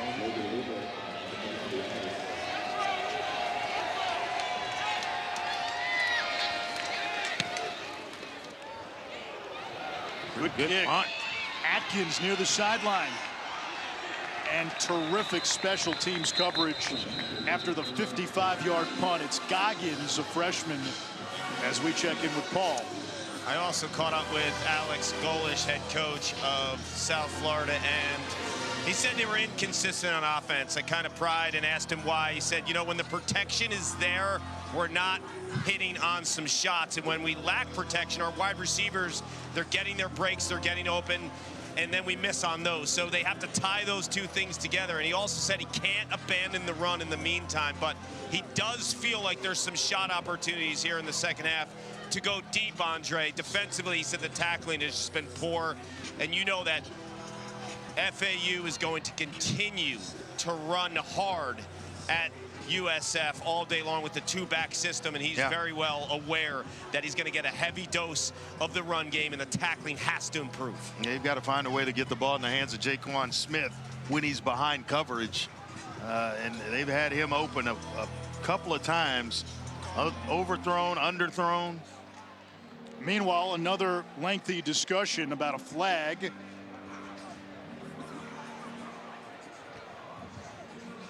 During the kick, holding number 6, receiving team. That's a 10-yard penalty. After the play, personal foul, unnecessary roughness, number 23, FAU. That 15-yard penalty being enforced. The 1st and 10 for South Florida.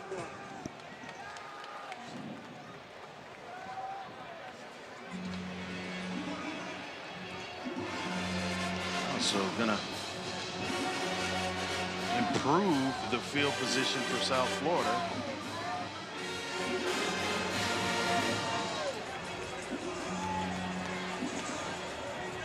It took a long time to settle. Yes, it did. All the penalties, and Bryce Archie making his 3rd straight start in place of the injured Byron Brown. Brown, when healthy, one of the best quarterbacks in the conference. He's out with a lower leg injury he suffered against Tulane in late September. Archie started against Memphis. That was right after Hurricane Milton. That game was moved from Friday to Saturday, and South Florida really didn't have any practice time, and it looked like it. And then started last time out against UAB in a Bulls win. Archie on 1st down, hands it off to the 6th-year senior, Kelly Joyner. And the team's leading rusher makes his way to the 44-yard line, a gain of 6. You're talking about Byron Brown. All he did was set a school record for passing yards last year, over 3,200 yards. They keep it on the ground again. It's Joyner. He's got a blocker in front, moving people. And gets inside the 25. How about big R.J. Perry? Number 78, Jack Wiltie, getting downfield. Yeah, he and Perry out in front. Oh, big Wiltie. Kicking guys out. Archie has an open receiver. And South Florida in an eye blink down to the 10-yard line. There's Jaquan Smith. And this is how fast the offense goes. It's how fast they can get themselves right back in a game. To Clark's point, and the pace of play, the tempo. Helmet came off an offensive player. Starting to take a toll right now on FAU. Smith's helmet came off, so he's got to come off the field by rule for one play. Thank you. Now look at the first half for South Florida. 3 punts, a missed field goal. The one touchdown came on a 64-yard run by Naquan Wright.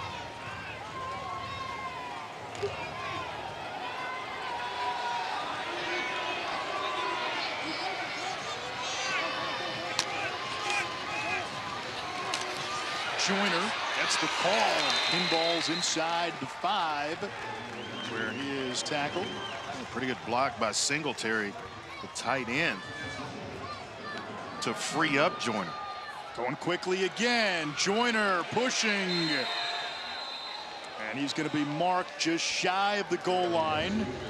They're going to go fast. 3rd down and goal. This is 4-down territory. This is where you miss Byron Brown and his ability to run. I just love this formation, right? Archie will try. Archie is in.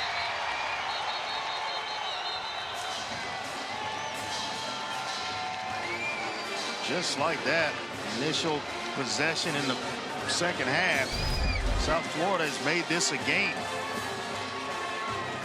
Kick out blocks by Singletary on the edges opens up things where they can't collapse down inside on Archie, and he finds his way into the end zone, and an extra point attempt here from tying this thing up at 14. As we have learned tonight, kicks not a gimme.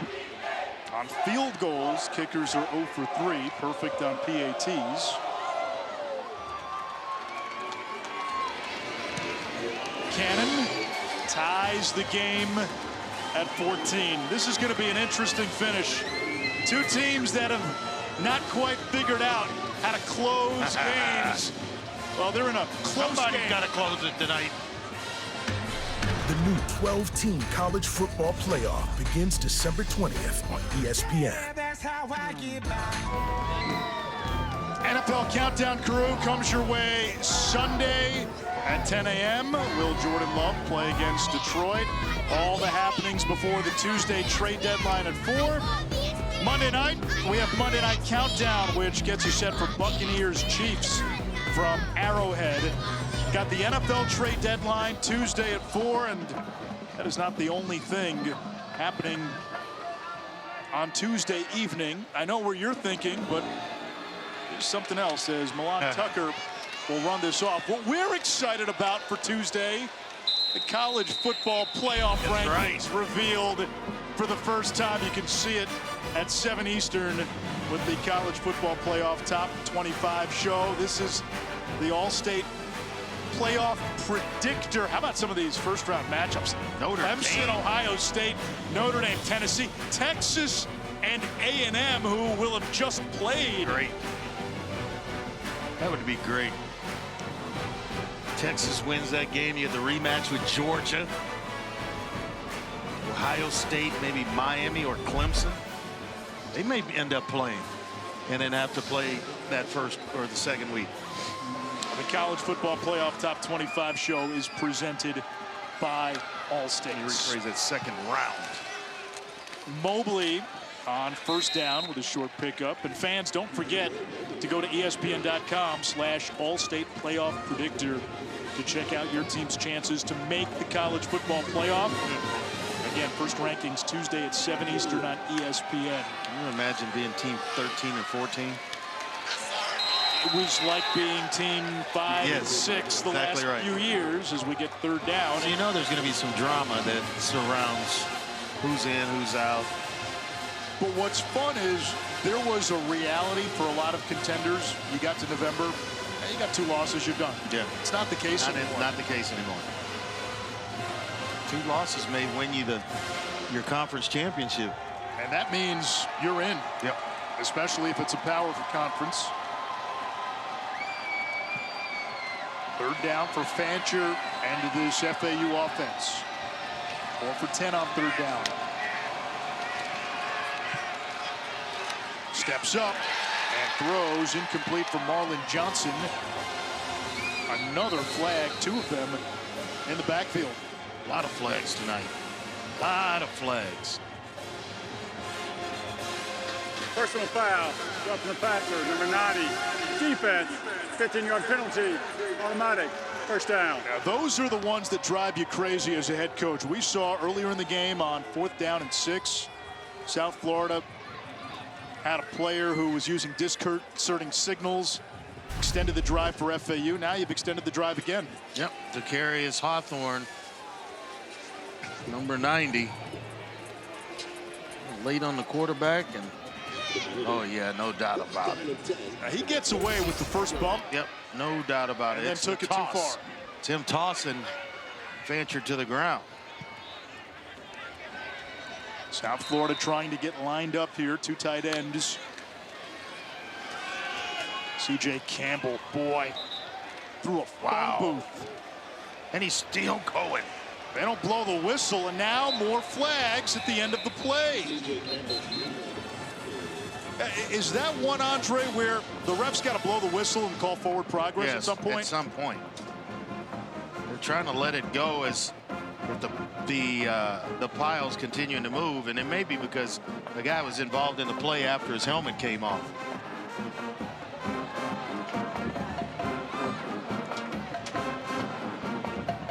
At 62, Okino King. Personal foul, number 62. Offense, participating without a helmet. 15-yard penalty, repeat first down. Meanwhile, Brent Austin, known as Paco, the James Madison transfer, one of the starting corners, is down for South Florida.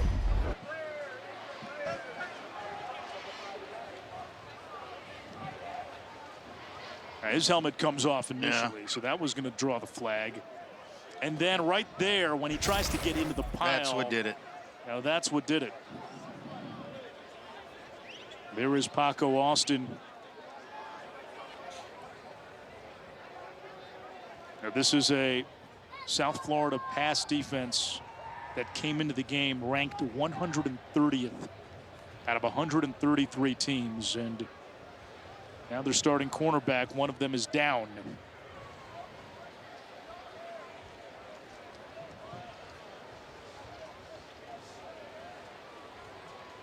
Now, Andre, you get the sense, too, these officials are going to have to take control of this game because, again, 2 in-state teams, FAU in its second year in the American. They're now in the same conference, separated by 4 hours. You're competing. They're a little too involved for a lot of my liking right now. For a lot of the in-state recruits. Yeah, and it doesn't mean, spending 5 minutes talking on the field like they seem to do with regularity tonight. Every call has been a huddle. But I think at some point you got to make sure the tempers don't flare. Right. And you got to get a control and make sure that this doesn't escalate. And we've been close a couple of times as Austin will walk off the field. Austin was part of a lot of wins. JMU. It's a good program.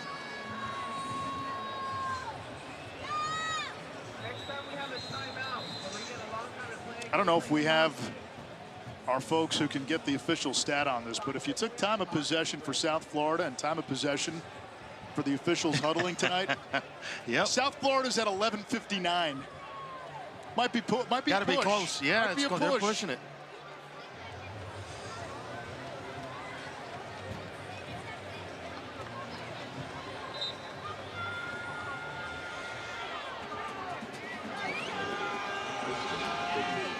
First down and 13 after the penalty, and again, more flags. Hopefully we can get this one out quickly. It's Jaquez Williams who jumps off sides.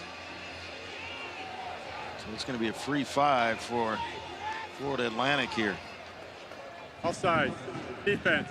In the neutral zone with contact. 5-yard penalty. First down. Well, at least they didn't have to talk about that one. Right. Well, that one was easy. No huddle there. It's like chutes and ladders on this drive with all the penalties.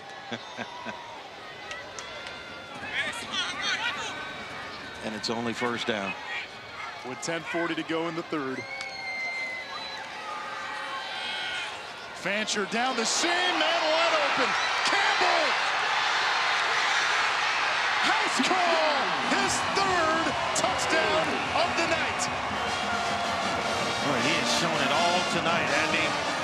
Running tough between the tackles, bouncing off guys, making guys miss, and then how about the passing game? Let me get involved here a little bit. Down the seam and a perfect strike from his quarterback, Cam Fancher. It's just zone coverage, so you're trying to hold a safety with your eyes. And watch the back out of the backfield, right up the seam. They pass him off, but there's nobody there. Fancher does a nice job of moving coverage to his right. That cleans it up for Campbell, and then it's just a foot race. The extra point good, and Campbell's third touchdown of the game has given FAU a 7-point lead. He's run for 97, 3 catches, 77 through the air, 3 touchdowns altogether. A career night for C.J. Campbell. Two of us share a common interest, cutting hair, something I started doing when I was in middle school. Jaden loves to draw, and in high school decided to start cutting hair, looking at hairstyles as art. His specialty, traditional and temple fades, tapers, and clean, defined cuts.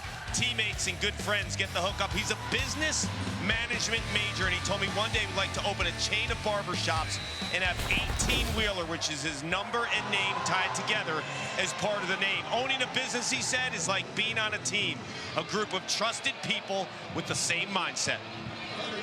Well, Kark knows a little something about being a barber. He is our resident barber, and I'll be honest, Andre, during COVID, I let the hair grow out a little bit. I saw it. Kark and I decided he would cut my hair to raise money for a good cause. We raised about $15,000 for charity. I Gave you a good cut. I had the Anton Chigurh show. Oh, my goodness, man. That mop, honestly, I needed a weed whacker before I got that. Did it take you a week to cut it? It was real, Andre, and I know you're next, but you have a barber in Houston. I know you love to go to your barber, and you haven't really jumped at my suggestion of letting me give you a fade, but those pictures, that was 2021 in East Championship weekend. That was our crew too. Everyone got a haircut that weekend. Wow.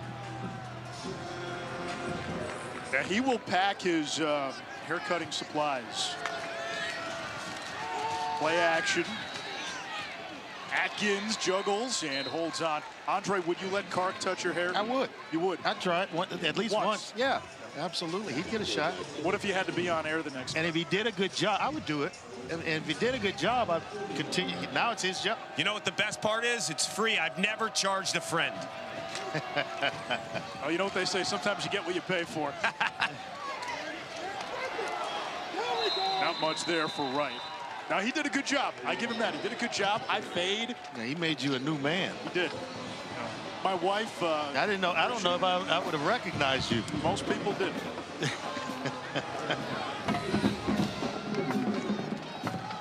Off play action. Archie wants to take a shot. A lot of contact. And there's the flag. Wanted Singleton. And Singleton's going to get the pass interference that he was lobbying for. Goggins is the guilty Pass DB. interference for 12. Defense. 15-yard penalty. Automatic. First down. A lot of young players contributing to this Florida Atlantic defense. Talk a lot about C.J. Hurd as well as Lawrence Johnson and now Cameron Goggins in coverage there with the pass interference. Now Singleton and Jaquan Smith seeing more reps, seeing more snaps. They have supplanted guys like Hardiman and Brown-Stevens.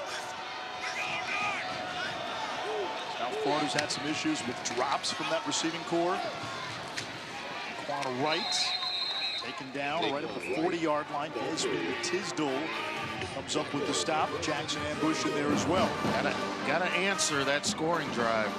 The Florida Atlantics on their way to doing so.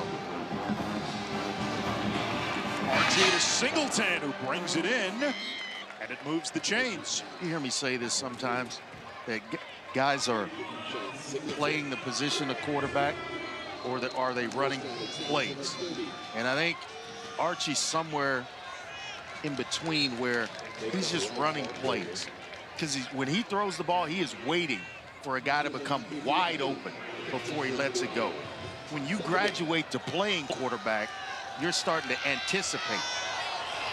He wants Hardiman. It's tipped and incomplete. Underthrown and nearly picked off by Bugs Brown.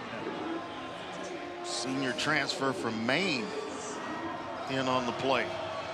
Trying to find Hardiman, the big player, big wide receiver at 6'4", the University of Houston transfer. Kazir Brown is his given name, but he was a big Bugs Bunny fan, so Bugs is his preferred moniker. On third down, pressure, middle screen, right. He got close. Do you go for it? I think he's close enough to where you go for sure. Came in 47% on fourth down coming into this game with South Florida. There's an injured FAU player on the far side of the 20. It is Cameron Goggins, and FAU already thin at corner with Day Hill banged up.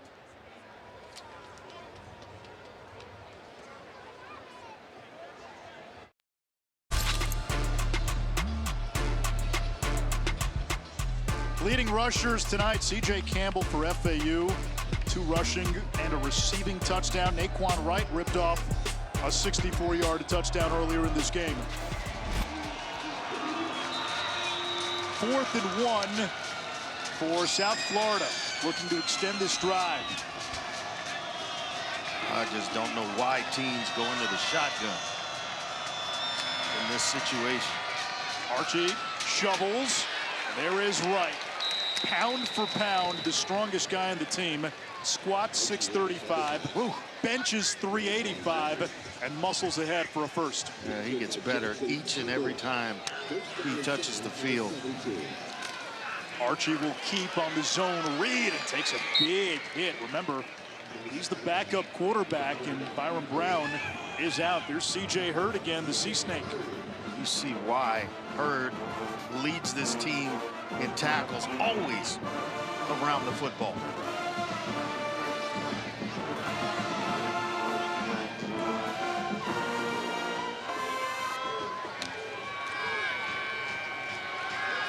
Archie to the end zone. Atkins brings it in.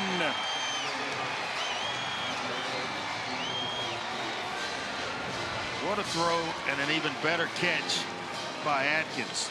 Sure-handed receiver, gets inside position, and Archie just lets one rip. And what a throw.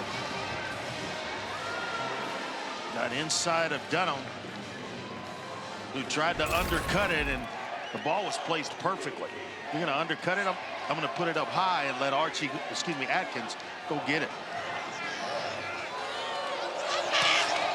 Cannon ties the game. Sean Atkins came to South Florida as a walk-on. Last year, had the best season by a wideout in school history. Now this owns year, several records. He has set the career record for receptions. He is closing in on the all-time receiving yards record. Not bad for a guy, Kark, that Alex Golish had to convince to stop working part-time at Meat Market, a popular local restaurant. Yeah, when Golish got into town, Sean Atkins was working 30, 40-hour weeks, and would work sometimes well into the night and show up at 6 a.m. lifts, and Golesh knew that he had to make a change and found a way to get a little more money in Atkins' pocket through the NIL and what have you, and he's been amazing. He told me this week, too, as a walk-on, if you doubt yourself, you'll get into a box you won't be able to get out of. So he said every day you got to fight and scratch and claw, and he still wears 38, even though he had plenty of chances to change his number, because it reminds him of the journey that he's taken. And head coach Alex Golesh said, when you pour everything into yourself as a player, you get Sean Atkins. Now they call him 38 baby. 38 special. He is a special player. Well, this has been a recurring theme on Friday nights here on ESPN. We got a tie game here in the third quarter. We've had crazy finishes all season, as you see where Atkins ranks in the career receiving yards department. Entering tonight, he needed 392 to break Andre Davis's school record. You figure 5 games, if you get into a bowl game, that is a 6th. Yep. He's got a shot. Saying there's a chance, huh? I'm going to bet on it. A lot of people have gone wrong betting against him. That's exactly right. What a response drive South Florida was able to put together there. C.J. Campbell again makes the first guy miss and turned what could have been a 4-yard loss or a 5-yard loss into just a 2-yard loss. So strong. And the speed. You better make sure you wrap up C.J. Campbell when he comes through the line of scrimmage. You get your hands on him, you better wrap up, because he's so strong and so fast. It's, hey, you got me now, and then I'm gone. 3 touchdowns tonight.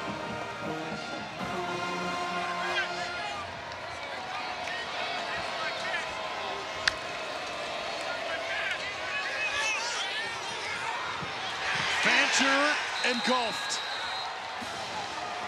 But Orlando's starting to dial up defenses. Getting to Cam Fancher. And it's not just one South Florida defender, it's several. Didn't have to blitz to get there. Gooden was there helping out. DJ Gordon credited with the sack. He said a game clock. And C.J. Campbell is down for FAU. Oh, boy. Hate to see this. Has been a star in this game. I'm hoping it's just a cramp at this point.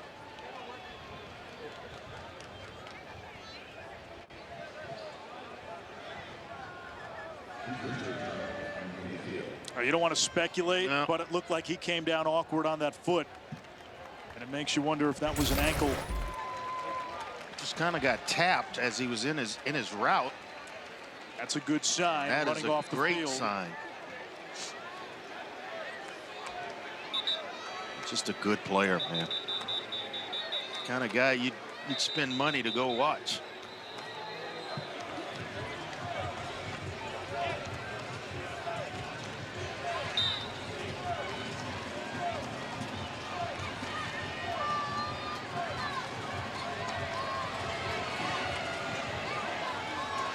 So Zuberi Mobley checks back into the game.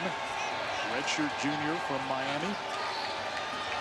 It's 3rd and long. Fancher under pressure, stays on his feet. Has room. 1st down and more. Across midfield, turf toe, steel plate and all. Wow. Said earlier, I wonder how fast he is when he's just totally healthy. And this guy's a player. I don't know what went on at Marshall, but Florida Atlantic's lucky to have a guy like Cam Fancher running their offense. Meanwhile, another flag. It comes at the very end of the play. It's a 1st down.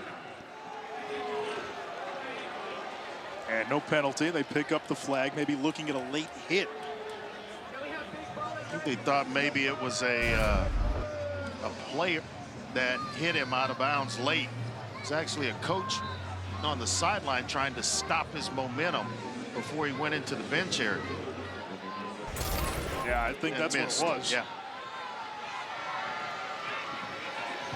A gain of 35 for Fancher. Off play action. Mobley in the flat. He's got wheels. And he stepped out of bounds at the 35-yard line. Still, it's an impressive run. How about that? Spin move. And that's what makes Florida Atlantic so dangerous. They can figure out how to close out games with Campbell and Mobley. Man, they've got two guys that can really, really be productive. There's no drop-off whatsoever. You look at their season in the opener against Michigan State, trailed by 6 in the fourth quarter. Michigan State didn't score again, but 3 turnover on downs on their last 3 drives for FAU. Against Army, down 7 at the half. They got armied, only had the ball twice in the second half. Mobley picks up about 4 against North Texas. FAU led by 10 with less than 3 minutes left. Lost. Losing that one 41-37, and that North Texas is one of the better teams in the conference. Against UTSA in their last game. Tie game headed into the fourth quarter. Outscored 14-0 in the final stanza. They have been right there. And you can say the same about USF.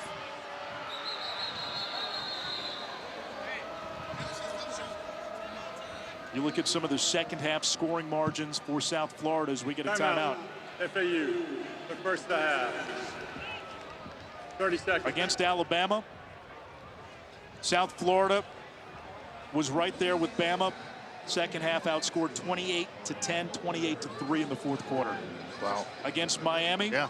1-point game going into halftime, 28-0 Miami in the second half.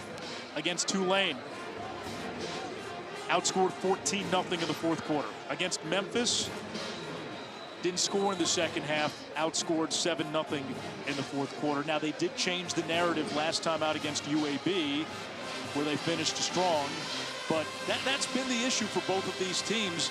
They have been right there, that ability to close. And Tom Herman spoke to us about, hey, we got to find belief. To have belief, you need confidence, and to have confidence and belief, you need evidence. You got to get do it done first. sometimes, yeah. Got to get it done every once in a while. Hey, what? USF goes down, they score. Here comes Florida Atlantic right back. So you wouldn't know it that all that had transpired by watching this one. It's just 2 teams getting it done. Well, somebody's going to get it done today. No ties in college football. Mobley using that spin move, and it sets up a 3rd and 1. Just admire the way both these teams have played offensively and starting to play sound defense. Fancher has been impressive, both running and throwing. Timeout, South Florida. And a timeout by Todd Orlando, South Florida's defensive coordinator. That's part of the chess match today. We said it earlier. Tom Herman, familiar with Todd Orlando, and Todd Orlando was also at FAU before Herman took over. He was with Herman in Houston and Texas, and we talked to Todd Orlando and asked him, hey, does familiarity with Herman's offense and his concepts help? And he said, not really, because 85% of what they do is Charlie Fry's offense. But he said on the flip side, he said, FAU knows exactly what I want to do. Yeah, which hints a couple of times in the first half, he blitzes, it gets totally picked up and goes for big plays. So you got to change things up a little bit.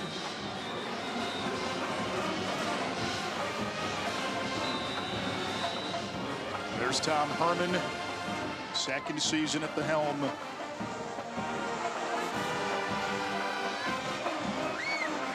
Spent a year as a TV analyst, was an analyst for the Chicago Bears as well before coming to FAU.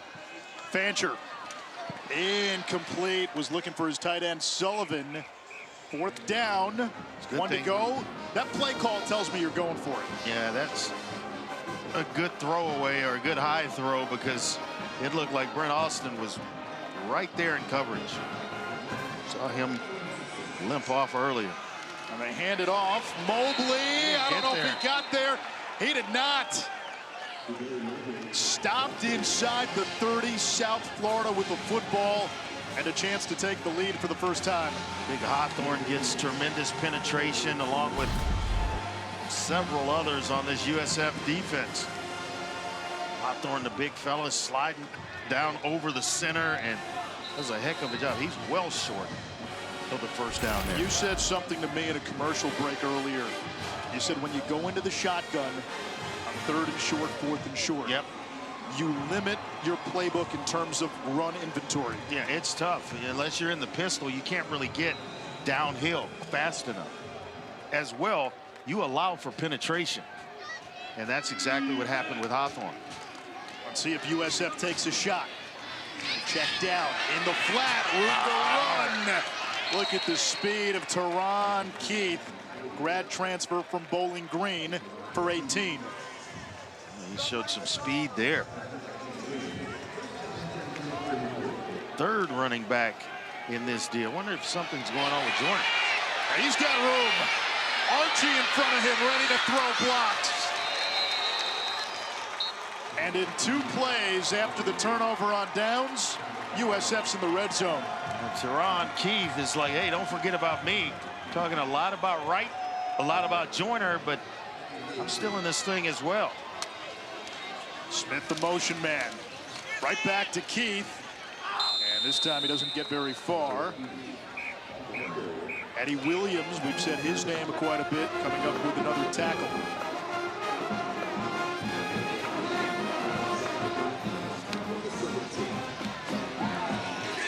Archie wants Atkins. Boy, a Don't rare see that drop. much. Do you? You don't see that much. Usually sure-handed. They love him on 3rd down, so keep an eye on number 38 here.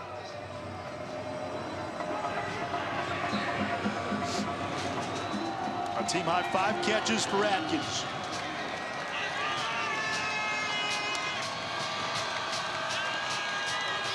Archie under pressure. They'll try to run for it and taken down by Chris Jones from behind. Only a yard, 4th down. You got this down in distance. Here comes the kick team. He got it down just in time, Anish, because Jackson Ambush was headed his way and had nasty intentions for Bryce Archie.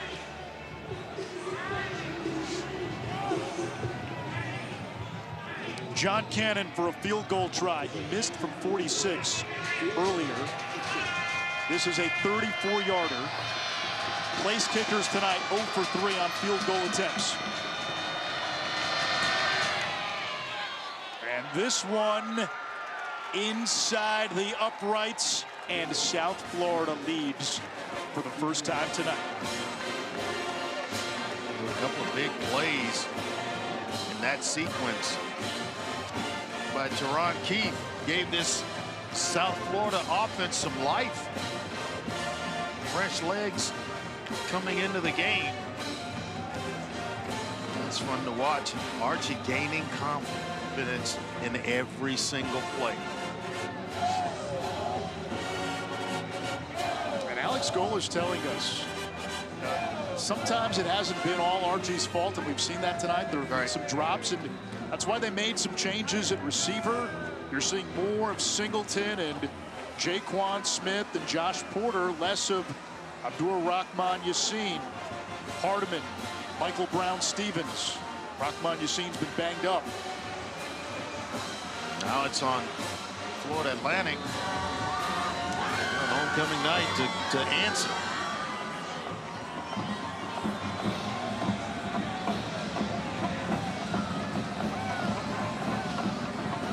Milan Tucker waiting a yard deep in his own end zone.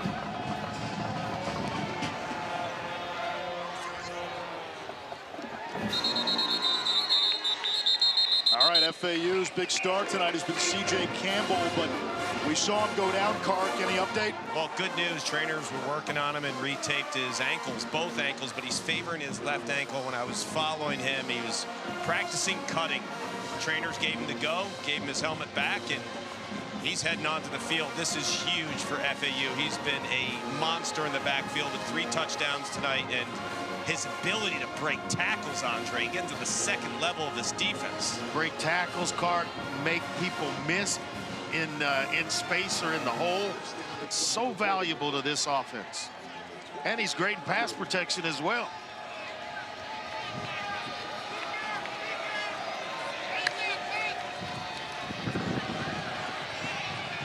Fancher eluding the pursuit, hit from the backside. Ball is loose, and it looks like South Florida recovers. Rico Watson with the blindside hit to force the fumble. And that is the initial ruling on the field. And the Bulls have it inside the FAU 25. E.J. Gordon recovered the fumble. Not quite sure what Cam Fancher was thinking, because he sees Rico Watson III go by him. You got to know that he's going to reroute and get himself back into the play. And he's not that far away from you. Just lost all, concept of where he was. Let him get back in the play. Ball comes out, and now USF has got a chance to really put a stamp on this game. That's totally surprising. So South Florida now has a short field. And if they score a touchdown, it'll be the first time anybody's had a 2-score lead tonight. Yeah. It's just kind of been a back-and-forth game, and a play like that can really make it tough on Florida Atlantic.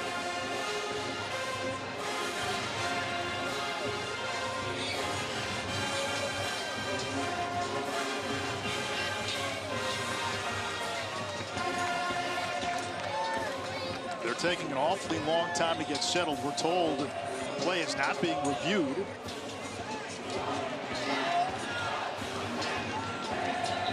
I'd take a shot right here if I was Alex Golish. Put Joel Gordon, their offensive coordinator.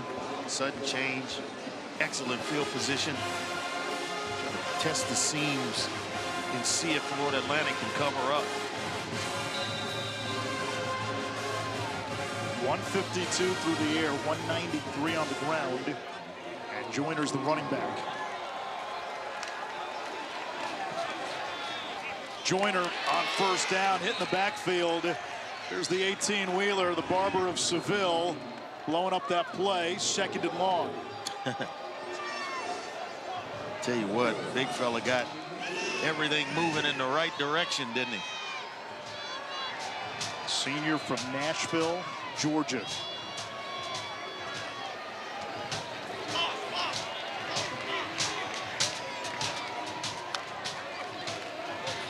They go right back to Joyner.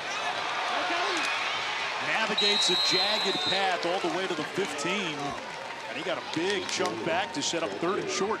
What, C.J. Hurd just tackles everything, doesn't he? No way was he going to miss on Kelly Joyner there. Feels like there's 3 of them out there. Porter, the motion man. Archie rolling right, chased, throws in traffic. Wow, well, what a completion. And it is caught by the tight end, Peyton Singletary. Well, he had 8 coming in to tonight's ball game, but tell you what, he traded all 8 of them away for that one. That's a heck of a grab in traffic. 1st and goal. Going quickly. Shovel pass. Joyner dives in. And the Bulls take a 2-score lead.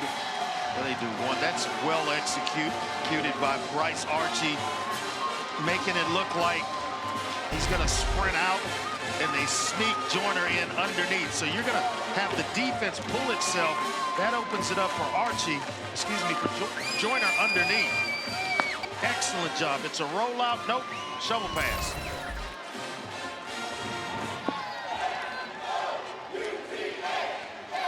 Well, and that's big when you put a touchdown on the board after a turnover. Reset the play clock. There is a lot of time left. Thank you.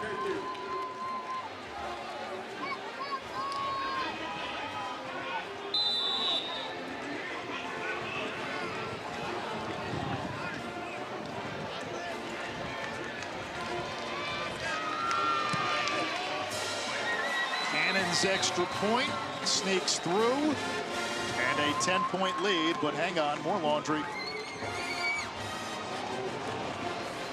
Maybe against Florida Atlantic because USF's jogging off to the sideline. Offsides. Offside. Number 11, defense. The penalties decline. Try is good. A triple header on ABC tomorrow at noon Eastern. Miami will host Duke. Blue Devils looking to stay undefeated. Their wideout Xavier Restrepo's got a chance to set the Miami career record for receptions and receiving yards in that game. Florida and Georgia, that game in Jacksonville, the world's largest outdoor cocktail party. Billy Napier tries to improve upon a 1-9 record in rivalry games. And then Texas A&M, how about the job Mike Elko has done this year? Yeah. Haven't lost since opening week against Notre Dame, beat LSU. They're undefeated in the SEC, the only team that can say that. You got to make a decision at quarterback, though. One guy starts, the other guy's finishing. It's like baseball. It's all about the bullpen and the closer.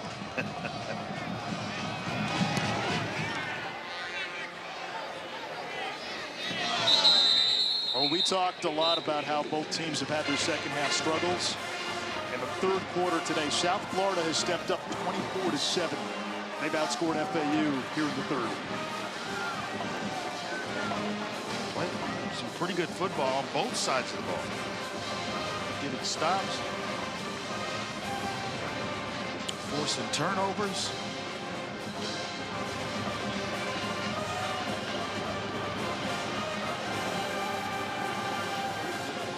Fancher back to work after the turnover, the end of the last FAU drive. And this is Campbell. And he's going to be spun down by Tavin Ward. That's a loss of 5, and FAU behind the chains. Yeah, once Ward identified that it was a run, he came flying up from his safety spot to help out. Tough for Florida Atlantic, playing behind the chains the last couple of possessions. USF told us they want Fancher to beat this team through the air. They want to challenge him downfield. Don't want FAU to beat them with the run game and Fancher with his legs. Campbell in the flat. Yeah, makes the first guy miss. And just got back to the line of scrimmage. It'll bring up 3rd and long.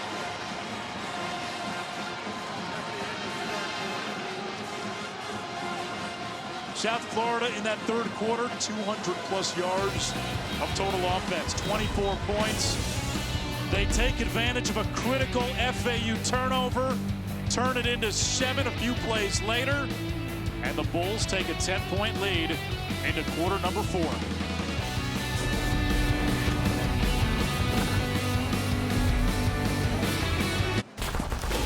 Coach, I just saw you moments ago talking to your quarterback, Cam Fancher. What'd you tell him? Well, I just said, hey, we were talking about what play to run here first.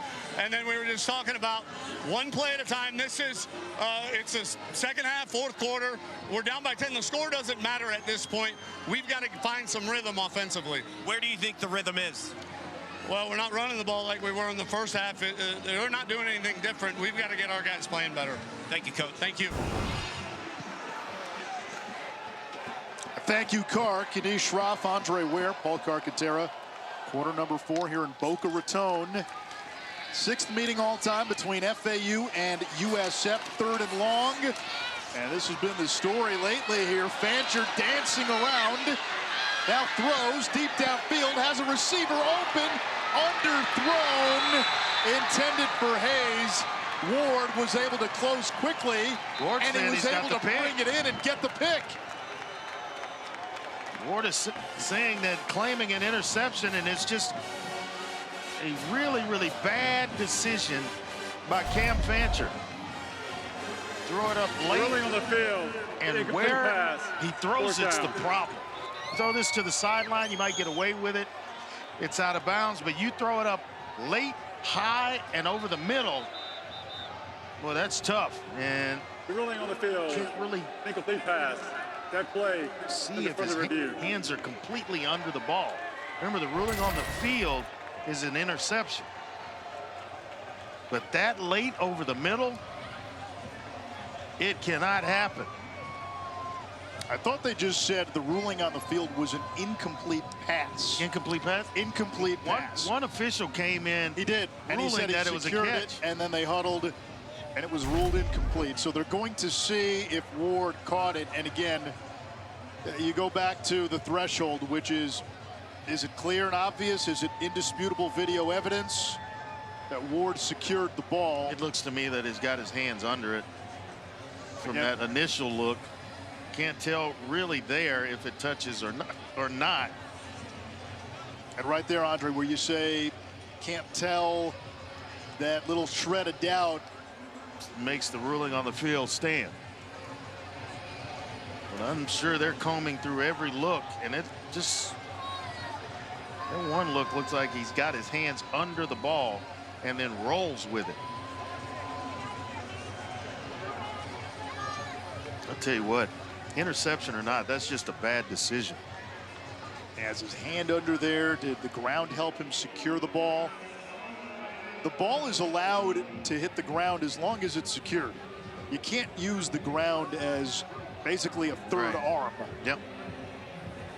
But it looks like his hands are under the ball. And as soon as he feels it hits his hands, he rolls to keep it off the field. I go back to this.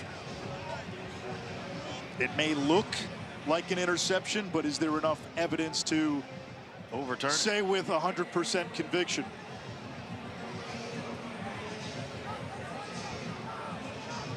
So you want me to give you a decision? I'm thinking it's a pick. You think it's going to be a pick? I think it's going to stand. And that's kind of been the bugaboo for Fancher at times. You know, we watched him. At times he's brilliant. Sometimes the mistakes, the interceptions. To me, he gets a little lazy in the pocket. What do you mean by that? The last two At the further review, the ruling on the field stands before down. You were right. Well, when you feel the pass rush and a guy goes by you and you step up in the pocket, because you made him miss the first time, doesn't mean he's going to stop playing and allow you to throw the ball. He's going to reroute himself and come back and get involved in it. And if you don't, understand where he is, you run the risk of the ball coming out. And he's done that several times. And now you're at a point where another South Florida score, and all of a sudden you're looking at a 3-score game. And they're going to get some pretty good field position here. Lupo's kick bounces right into the arms of Atkins, and a strong starting field position for USF at the 40. Monday Night Football, Baker Mayfield and the Bucs head to Arrowhead to take on the undefeated Kansas City Chiefs. KC is 7-0 going back to last year. 13 straight wins. If they win on Monday night, 14 wins in a row would be a new franchise record. Yeah, people are going to start playing guys in the preseason. Take a page out of Kansas City's playbook. They get off to a great start in September and October. That's why they're 7-0, because they build chemistry through the preseason the way it used to be done. Now you got teams sitting around, not playing starters, guys false starting all game long. It's crazy. Got to play. It's impressive. They're 7-0, and Mahomes has put up, by his standards, very pedestrian numbers. Right spins out of trouble. And ankle tackled by Hurd at midfield. It's a first down, a gain of 11. What'd you say he squatted? 650? 635. 635, might as well be 650. Bet on a good day he could rep it out, but you see the strength in the way he runs. Archie steps up. Wide open, Michael Brown-Stevens, and the Minnesota transfer. First down inside the 25. When this offense is humming, boy, it doesn't take long. Doesn't take long at all. A couple of big plays, and right now Brown-Stevens. Long mesh point. Archie keeps it on the zone read. He's inside the 10. Hurd another tackle, and it's first and goal. USF. Chunk play after chunk play after chunk play. It just seems like Florida Atlantic is just confused right now defensively. And South Florida has found some rhythm on the offensive side of the ball. You get a tempo offense, oftentimes it's a rhythm offense, and they keep getting the ball back. Archie into the flat, incomplete for his tight end Dangler, who does not have a catch this season. He didn't have one last year. And we get a flag and maybe a late hit. You got a player down. We're Florida Atlantic. Eddie Williams is down for FAU.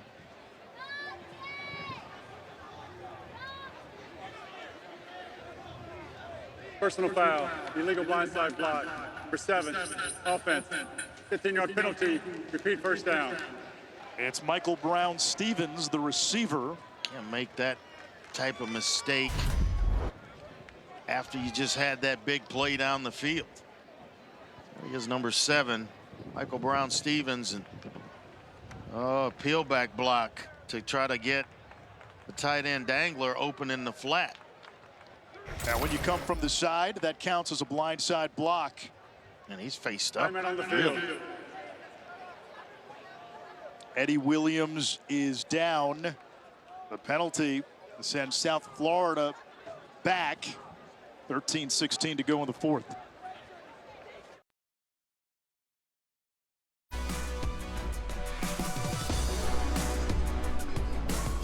After the blindside block penalty on USF, they're backed up at the 22-yard line, still first and goal. They've got a 10-point lead here in the fourth. South Florida trying to string back-to-back wins to get to 500. Joyner squeaks through the middle, and he gets to the 17, got 6 back. Guilfoyle with a nice block inside. Gonna get Joyner started.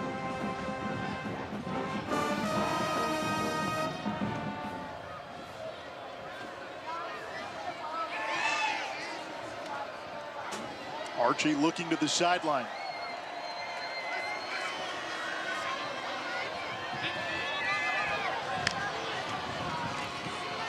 Joyner again. Finds a hole.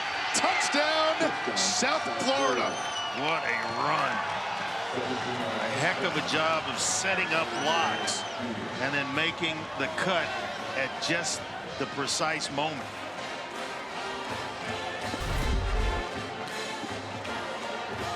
I mean, they get him underneath, start the stretch.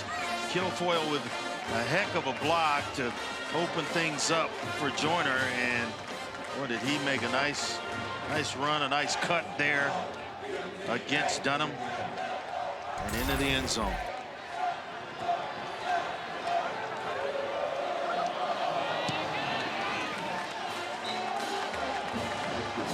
And it is now a 3-score game with Cannon's PAT. And really, what turned the tide? A couple of turnovers by FAU on their last 2 drives. That's exactly what has gotten this thing turned around, and it's not over by a long shot. You just got to go score right now if you're Florida Atlantic. No mistakes. Get your offense going again. Hopefully we got a chance to get C.J. Campbell healthy and back in the game. He hadn't looked like himself since he limped off. Tom Herman told us that their struggles in the second half, he said it's a lot of things. It's been more psychological than our play. He said against North Texas, the wheels came off, and then felt that they let North Texas beat them twice, which he called the cardinal sin. He said when things got hard against UTSA, the only vision a lot of the guys had was the last few minutes against North Texas when they had that double-digit lead that evaporated. And again, to date, leading at the half, FAU led 14-7 going into the third. They've been outscored 31-7 since. Let's take a look at tonight's dynamic play of the game presented by T. Rowe Price. When you're talking about Wright, that long run breaks the tackle of C.J. Hurd, and then it's the speed down the sideline to get himself in the end zone. South South Florida taking advantage of turnovers, field position, and putting points on the board. Now the rushing game has been strong. Wright with 94 yards, Joyner with 89, and Keith was a big part of a drive with 2 carries, 39 yards. Now you're in throw mode, and Fancher's throw is through the hands of his intended target. I think it was through the hands of Petway. Jamie Petway should have intercepted that baby. He was an FAU transfer, played for Todd Orlando when Orlando was the DC at FAU. He had 5 tackles in the game against FAU last season. A good size, 6'2", 235 or so. Good instinctive player.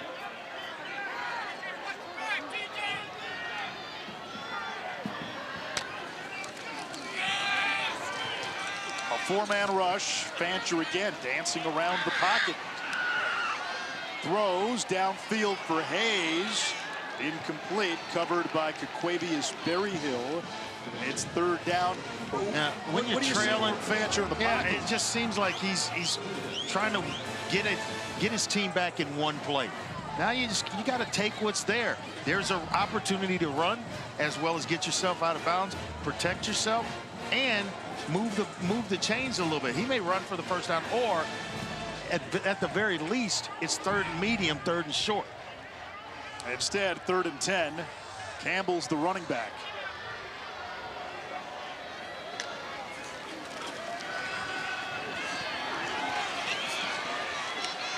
Fancher can't get away, and down he goes. Sacked for the 6th time tonight. Ira Singleton, the 6'5", 230-pound freshman.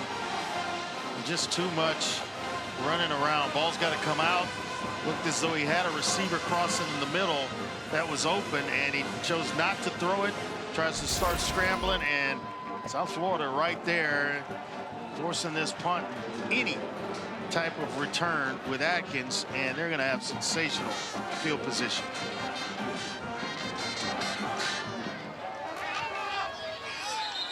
And we get a flag.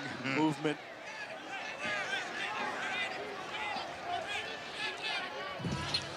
Snap infraction for 45, offense.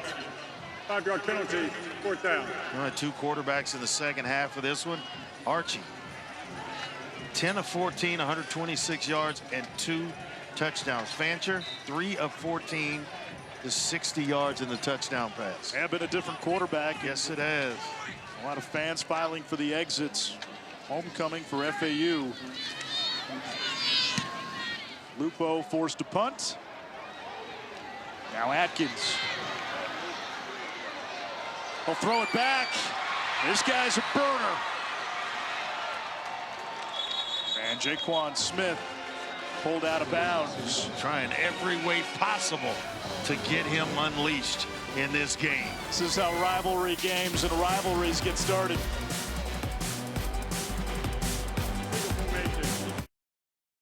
Four different players. Boy, and it's tough when you just keep getting pounded on the ground in big plays. Joyner, Wright, and now Teron Keefe, who is the fresh legs of the 3 into the ballgame. He's broke a couple of big runs, but I mean, it just opened up. He makes a pretty good tackler, and C.J. Hurd miss. Now everybody's trying to track him down, and just fast enough to get in the end zone. Now, what do you make of this? South Florida lining up at least for 2.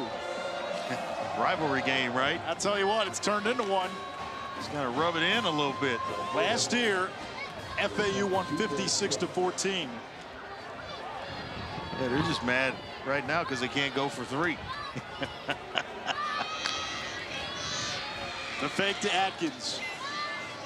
And a trick play with it. Archie floater incomplete. And remember, at the very beginning of the broadcast, and we told you, South Florida, this was a program that was once in the Big East, once ranked as high as #2 in the country. Yep. They were once a power conference football program, and then with the fallout from what happened with Jim Leavitt and him being let go, the program's never returned to those heights. They're in the American Conference, FAU, which started its program just a few years after South Florida in 2001, it's kind of been a long road just to get to the American. It's their second season in this conference. Tom Herman talked about punching up in weight class, going from Conference USA to the American. And even though the American lost the likes of UCF and Houston and Cincinnati, it's still one of the better group of 5 leagues. But they're now in the same conference, and FAU wants this to be a rivalry. They made a statement against South Florida last year. Well, keep in mind that happened, and so South Florida trying to right a wrong. They tonight. remember. Yes.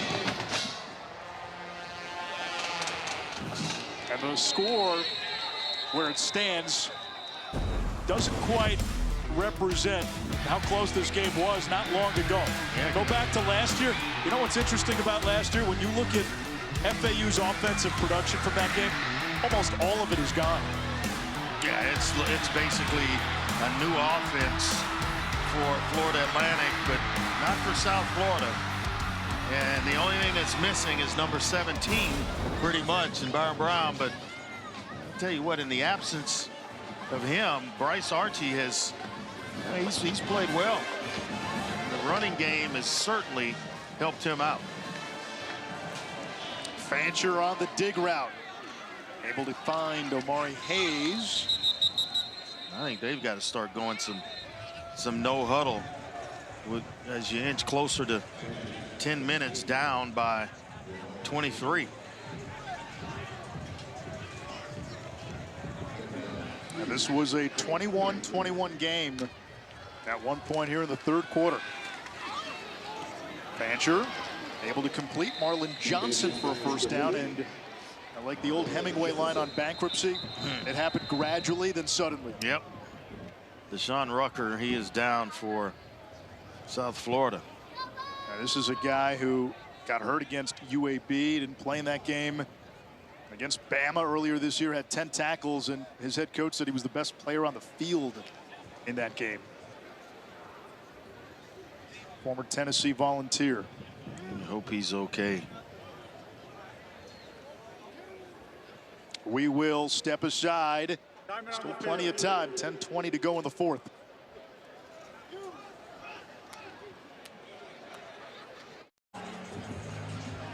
This is college football primetime presented by Ram Trucks. Anae Schropp, Heisman winner Andre Ware, Paul Carcaterra down on the sideline. 44-21. This was a 21-14 FAU lead in the third quarter. And then USF rattled off 30 points unanswered in less than 11 and a half minutes. Does not take them long to score the football. No. And FAU has come undone. They've had to go to the air with the deficit. It's taken them out of what they do well, the run game. There's a wheel route executed perfectly, and it's ruled incomplete. Leon Washington could not control the ball as it was going out of bounds. I think they're going to give it. They will give it to him. Okay, initially ruled incomplete on the far sideline by the field judge. And no review either. Might want to get this snapped, and a big tight end with nobody over him. There comes the blitz. There Quick throw. They get rid of it quickly. And a first down. Khalil Brantley. His second catch of the season. When nobody's over, we call those on-air shots. Go thunder, and get raised up, give it to him. And if it's the outside guy, it's Fancher designed QB run. Did he lose the football? He ran into his own man, Jordan Church, and the carry is Hawthorne. That's credit for the TFL. So if a guy was playing too far off on the outside receiver, we call lightning, and just raise up, give it to him. And just, you know, that's better than trying to block up any run that you have. You'll get 5-6 yards and keep yourself in second and medium. And if it's, you know, a slot guy, that was thunder. So thunder and lightning with just raise up and give it.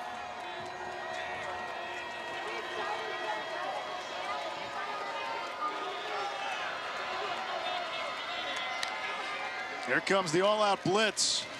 Fancher just lobs it up, and he'll get the flag.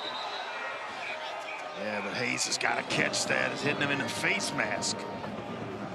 Pass interference, number 13, defense, 15-yard penalty, automatic, first down. It's easy. The easy part's getting open. Yeah, the tough part is finishing when you got a guy wrapped around you. And yeah, you're going to get the penalty, but you'd much rather have the catch and a chance to get in the end zone. That should have been a catch. And you back there, and if you're Fancher, you're getting pounded, and your receivers are putting it on the ground. And it's not going to be perfect because you got guys in your face. You're just trying to figure out a way to get it in the vicinity of a receiver. Fancher took a shot. And a timeout by USF. Timeout. One left. South Florida for second of the half, 30 seconds. 8:31 to go and a 23-point game. What could this timeout be about? He's just trying to get the right play call.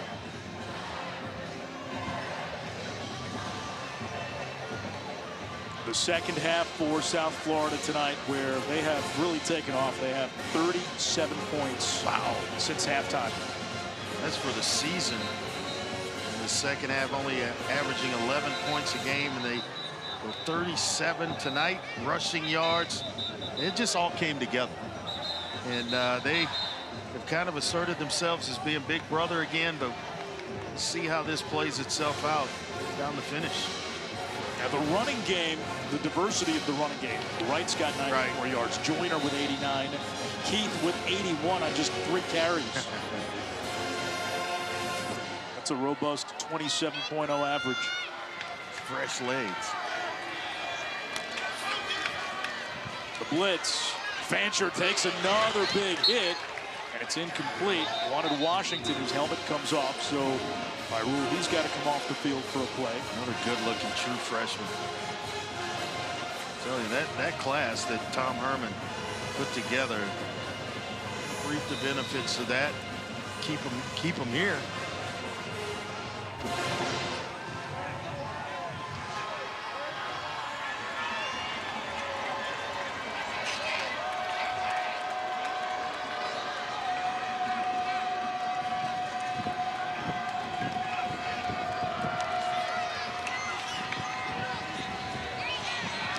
Running in circles, finds a safety valve in Campbell. Third down. Good job of coming back and giving Fancher a place to go with the football.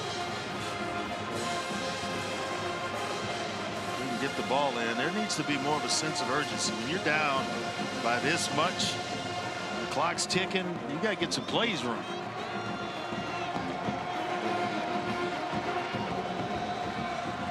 Score quickly.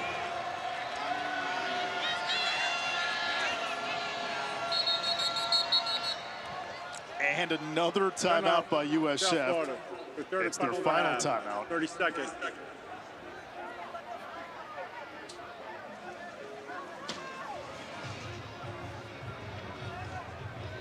The Bulls clearly committed to this defensive series. They're trying to figure things out on that side of the ball, especially against the pass. Now this game, if you want to pinpoint a pivot point, it was the play where Rico Watson came from the blind side. Yes. Hits Cam Fancher, forces a fumble. South Florida recovers, and that's takes advantage of a short field, and FAU has not been the same. Yep, that's exactly right. Lucky to not have had an interception late going over the middle, high and late. They just got away with an incompletion. FAU staring at 2-6 and 0-4 in conference.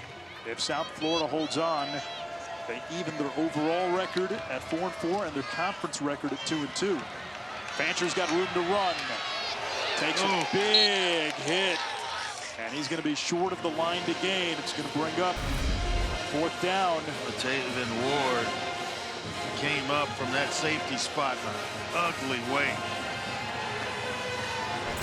That's when you got to protect yourself if you're Fancher. Campbell had to pick a guy to block, and Ward was who he left. Quick throw, almost picked. Incomplete, knocked away by Ben Knox. Turnover on downs, and USF will take over inside its own 5. Did you think he was going to the house with it? I thought he broke so cleanly on it and got a hand in there that he might be able to hold on, and if he does, no one's going to catch him. What a play. That's well read. Anticipation of when the ball's coming out. He takes the proper angle to get his hands on it. And you give him credit, awareness too, right? 4th down, get the stop first and foremost.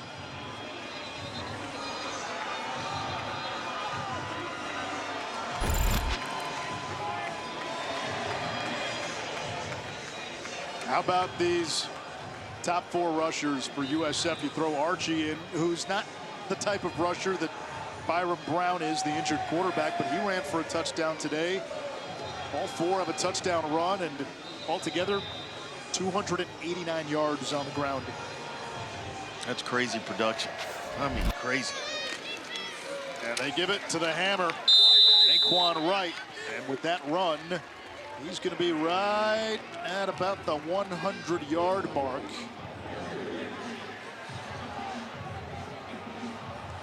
They give him 5, so at 99 yards rushing. He had run for only 74 yards in his previous 4 games, and that was on 24 carries. 6th-year senior, 2nd year with the Bulls, came over from Florida. Out of a heavy set. As we check in with Paul. You know, it's incredible offensive production by the Bulls in the second half. 37 points. And one thing Alex Golish told me at halftime was they were looking at the pictures and they were seeing a lot of different looks from FAU that they hadn't seen on tape. So credit him and his staff. They get all the new looks in the first half, and they're not accustomed on tape to seeing FAU play certain types of defenses from a scheme perspective. They go into the locker room, and obviously they sharpen the pencil and they got it done. Well, that's their left tackle, though, R.J. Perry, who is down. And that offensive line, they've had injuries, they've had moving pieces. Wiltie has had to play all over. Zane Herring out today. He's been banged up all season. Their best offensive lineman when healthy. Kilfoyle starting at left guard, which has been a revolving door, and now Perry banged up again. A really good player, so they could ill afford to lose him for any amount of time. Well, that line's done a remarkable job today, paving the way for almost 300 rushing yards, right now at 103. Now, earlier in the game, we saw Jack Wiltie, the right guard, 30 yards upfield on a long run? Yeah. And threw a nice block. Perry is still down with 6:15 to go in the 4th. South Florida with a win again would get to 4-4. Their first 6 games of the year ranked amongst one of the hardest strength of schedules in all of college football. And they'll try to get a couple more wins after this one, assuming they hold on, and that gets them back to a bowl game. Last year, they finished their season on this field in the Boca Bowl. Beat Syracuse 45-0. Now working on that left leg. It's like a hip flexor.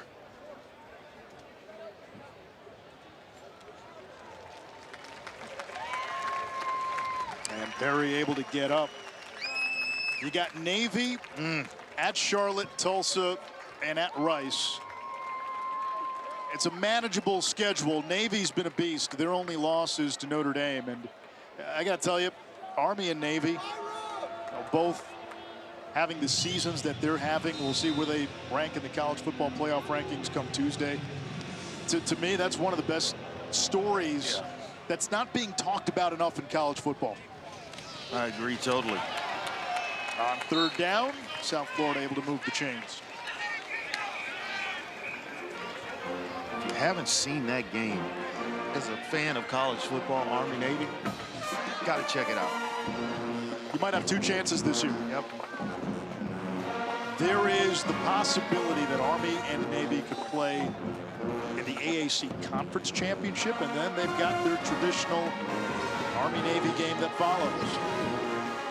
Right now, Boise State. Tulane could be a thorn in the side for both. They could.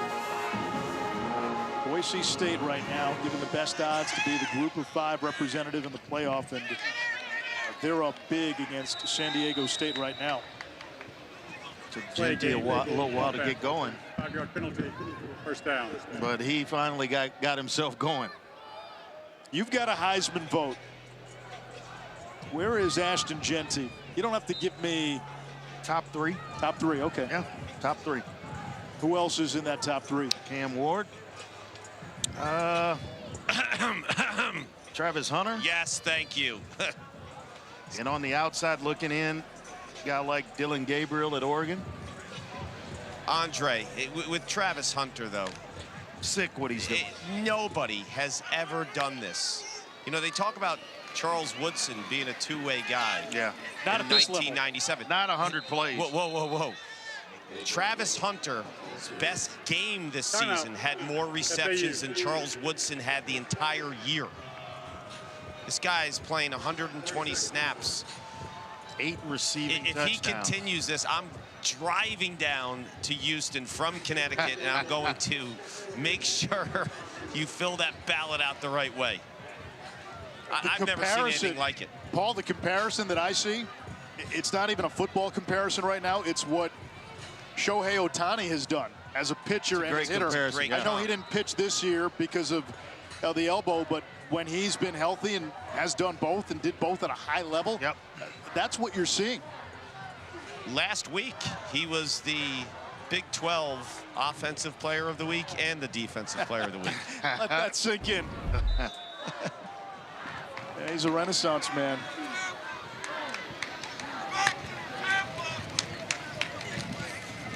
Naquan Wright again gets the call, brings up 3rd down.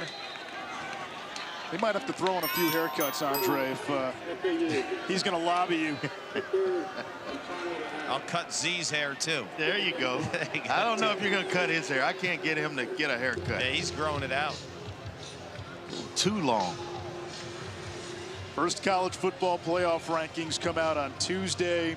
Can't wait for that. Well, there's a lot going on. Now you on can start Tuesday to put things in perspective in regards to the bracket, and it's real. Because I think a lot of fans, you start looking at these other polls, they're going to be confused. No matter how much we talk about it and preach it, someone's going to be confused when they look and think, oh, wow, this team's not in there. It's the college football playoff ranking. Yeah, you know what? Yes, I also like, Andre and Anish, the fact that you get a kind of glimpse of how the committee's thinking. Yes. Right? Yes. What do they value? And does that change now with more teams being in the mix?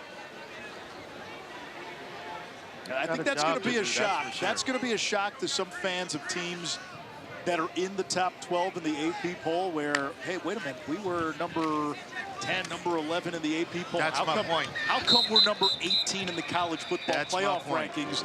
Because it's a different system. Yep. It's different people coming up with the rankings.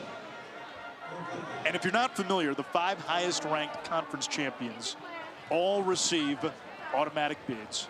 The 4 highest ranked conference champions get that coveted first round bye, and then the 7 at-large teams are determined by the remaining highest ranked teams, and seeds 5 through 8 will host first round games. So let's say you're a team like BYU, for example, or Iowa State. Let's say you slot in at number 9 or number 10. You are going to be ranked higher than Boise State, assuming they're unbeaten. Yep. And you can see your screen. That's a top 4 seed despite a number 9 ranking because you are a conference champion, at least a projected conference champion. So a lot of moving pieces. I think a lot of people will get more clarity as we start to do this. Yeah, it's going to be confusing for some, but the more you see it, the more you'll get used to it. Wheeler being helped off the field with 4:40 to go here in the 4th. It's 4th down.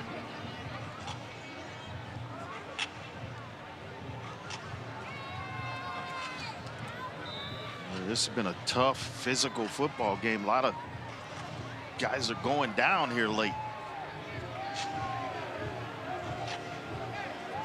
Closing in on a 4-hour game, 11:25 Eastern.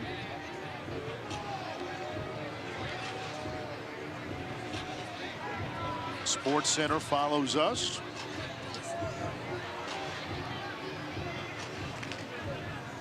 Andrew Stokes on the punt, South Florida.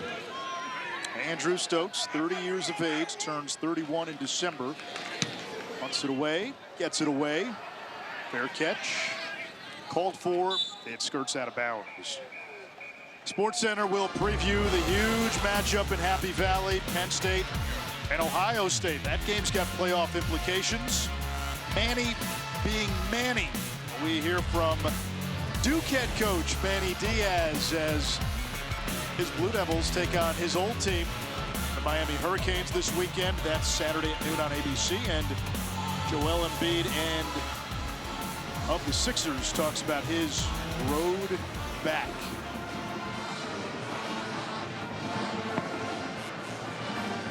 Now Fancher and the offense come out one more time with 3:57 to go. Neither team has any timeouts.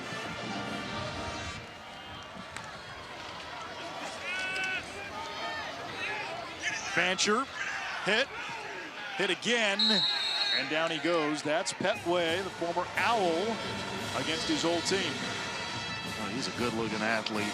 I know he got an earful earlier in this game from Coach Golish, but he is a solid player and always seems to show up against his old team.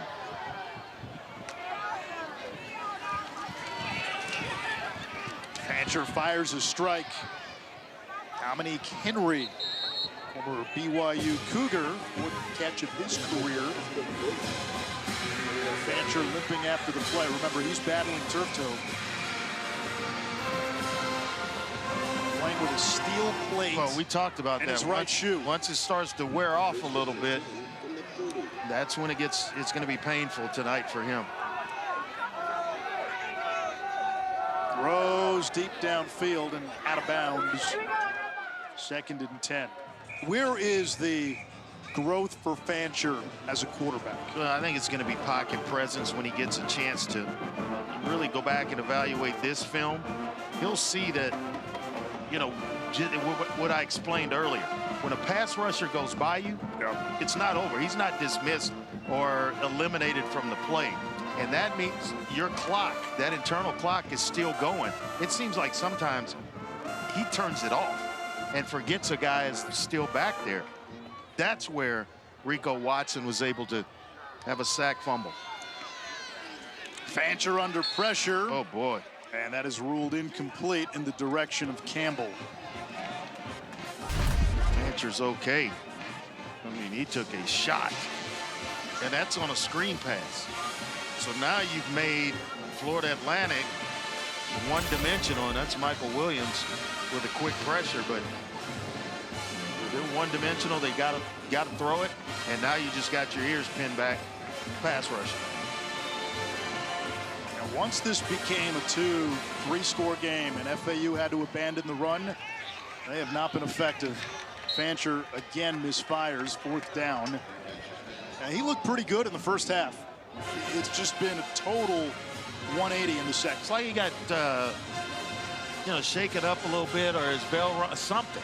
But it was not, he's not playing the position with the precision that he had in the first half.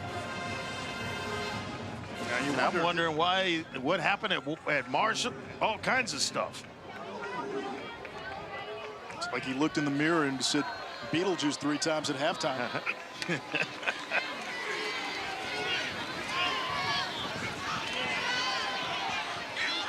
Extending the play on 4th down, flips it downfield, and it is incomplete off the hands of George Johnson. Turnover on downs.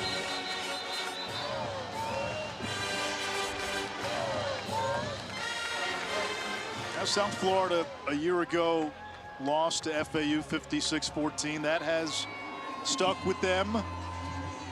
Another player down.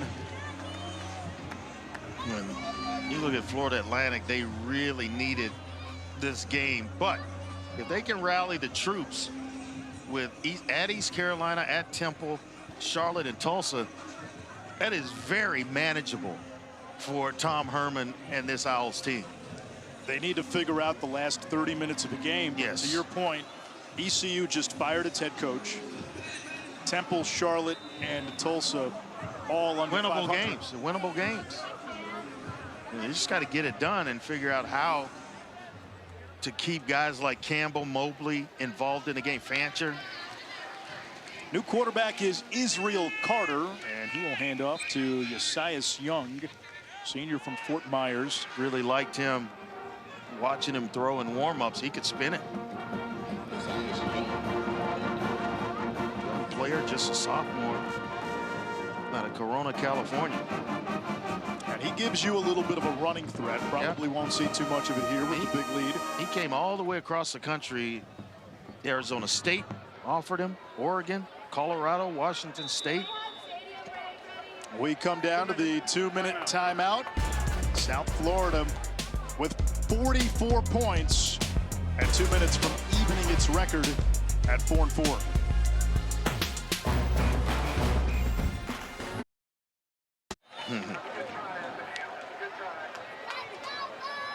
Anish Shroff, Andre Ware, Paul Carcaterra. It is a 23-point South Florida lead with 2 minutes to go. Israel Carter keeps, stiff arm, and he is escorted out of bounds. Kark, this recruiting class and some of the young guys that South Florida has, freshmen, redshirt freshmen, it all points to what Alex Golesh is building in Tampa, which is a team that sooner rather than later might be pushing for a conference title. 100%. When you look at the recruiting rankings, they're #1 in the American last year. They're tracking to be #1 this year, but also the top recruiting class of any school not in the Power 4 as well. So, I mean, he is recruiting at an elite level, beating a lot of Power 4 schools, as Andre was saying to the quarterback right here, beating a lot of Power 4 schools out for some talent. And when we talked to Alex Golesh this week, he said when he got into this profession of coaching, he didn't have the background as a player, right? So he felt like he needed to make himself different in terms of being a coach, and recruiting was something that really he just attached himself to, and it just made sure that he was the best possible recruiter he could be, and it's obviously paying dividends. Yeah, and I gotta believe, as we have had so much realignment and will continue to have more, this is a program, you're in a big market in Tampa, you're in a talent-rich state of Florida. They want to be in consideration to be in a power conference. And again, nothing against the American, but this is a program that was once in a power conference in the Big East. And climbed to #2 in the country under Jim Leavitt at one point. So, I mean, you could see it. You could blame them for having, you know, dreams and wanting to be there. I think at some point they may very well get there. And they've got upgrades coming. They've got an on-campus stadium coming. Currently, they play their home games at Raymond James, the home of the Tampa Bay Bucks. I remember when they were running this program when Jim Leavitt was the head coach, out of trailers, basically. How about this? 4th down, Bryce Archie comes in the game. They're going to throw the ball. Wow, Atkins gets the 1st down. All right, Andre. 44-21. Last minute of the game. Yeah. That's going to rub some people the wrong way. Think back to last year, right? What Florida Atlantic was able to do to South Florida. So a little payback going on. FAU wanted a rivalry. They wanted this to be a rivalry. Yeah, they got it tonight. It's starting to become one. And now they will take the knee. So it was basically on 4th down just to make sure they got the 1st down and then go ahead and sit on the ball and get this thing over. South Florida trailed at the half. They end up scoring the game's final 30 points. They run for more than 300 yards. The defense ties a school record with 7 sacks. And Tom Herman and Alex Golesh getting into it as they're coming off the field. That is the definition of a rivalry right there. Yeah, that's a rivalry, folks.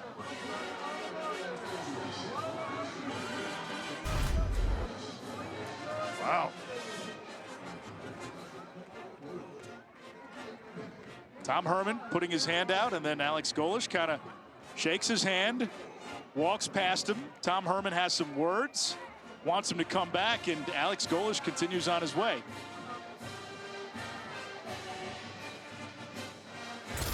Yeah, there's more there. There is more there. Last year, FAU won 56-14. USF repays the favor in Boca 44-21. Stay tuned for next year. A budding rivalry, you say. Oh, it's blooming. It is blooming in Boca. For Andre Ware and Paul Carcaterra, I'm Anish Schraub. SportsCenter is next. Wow, some late fireworks.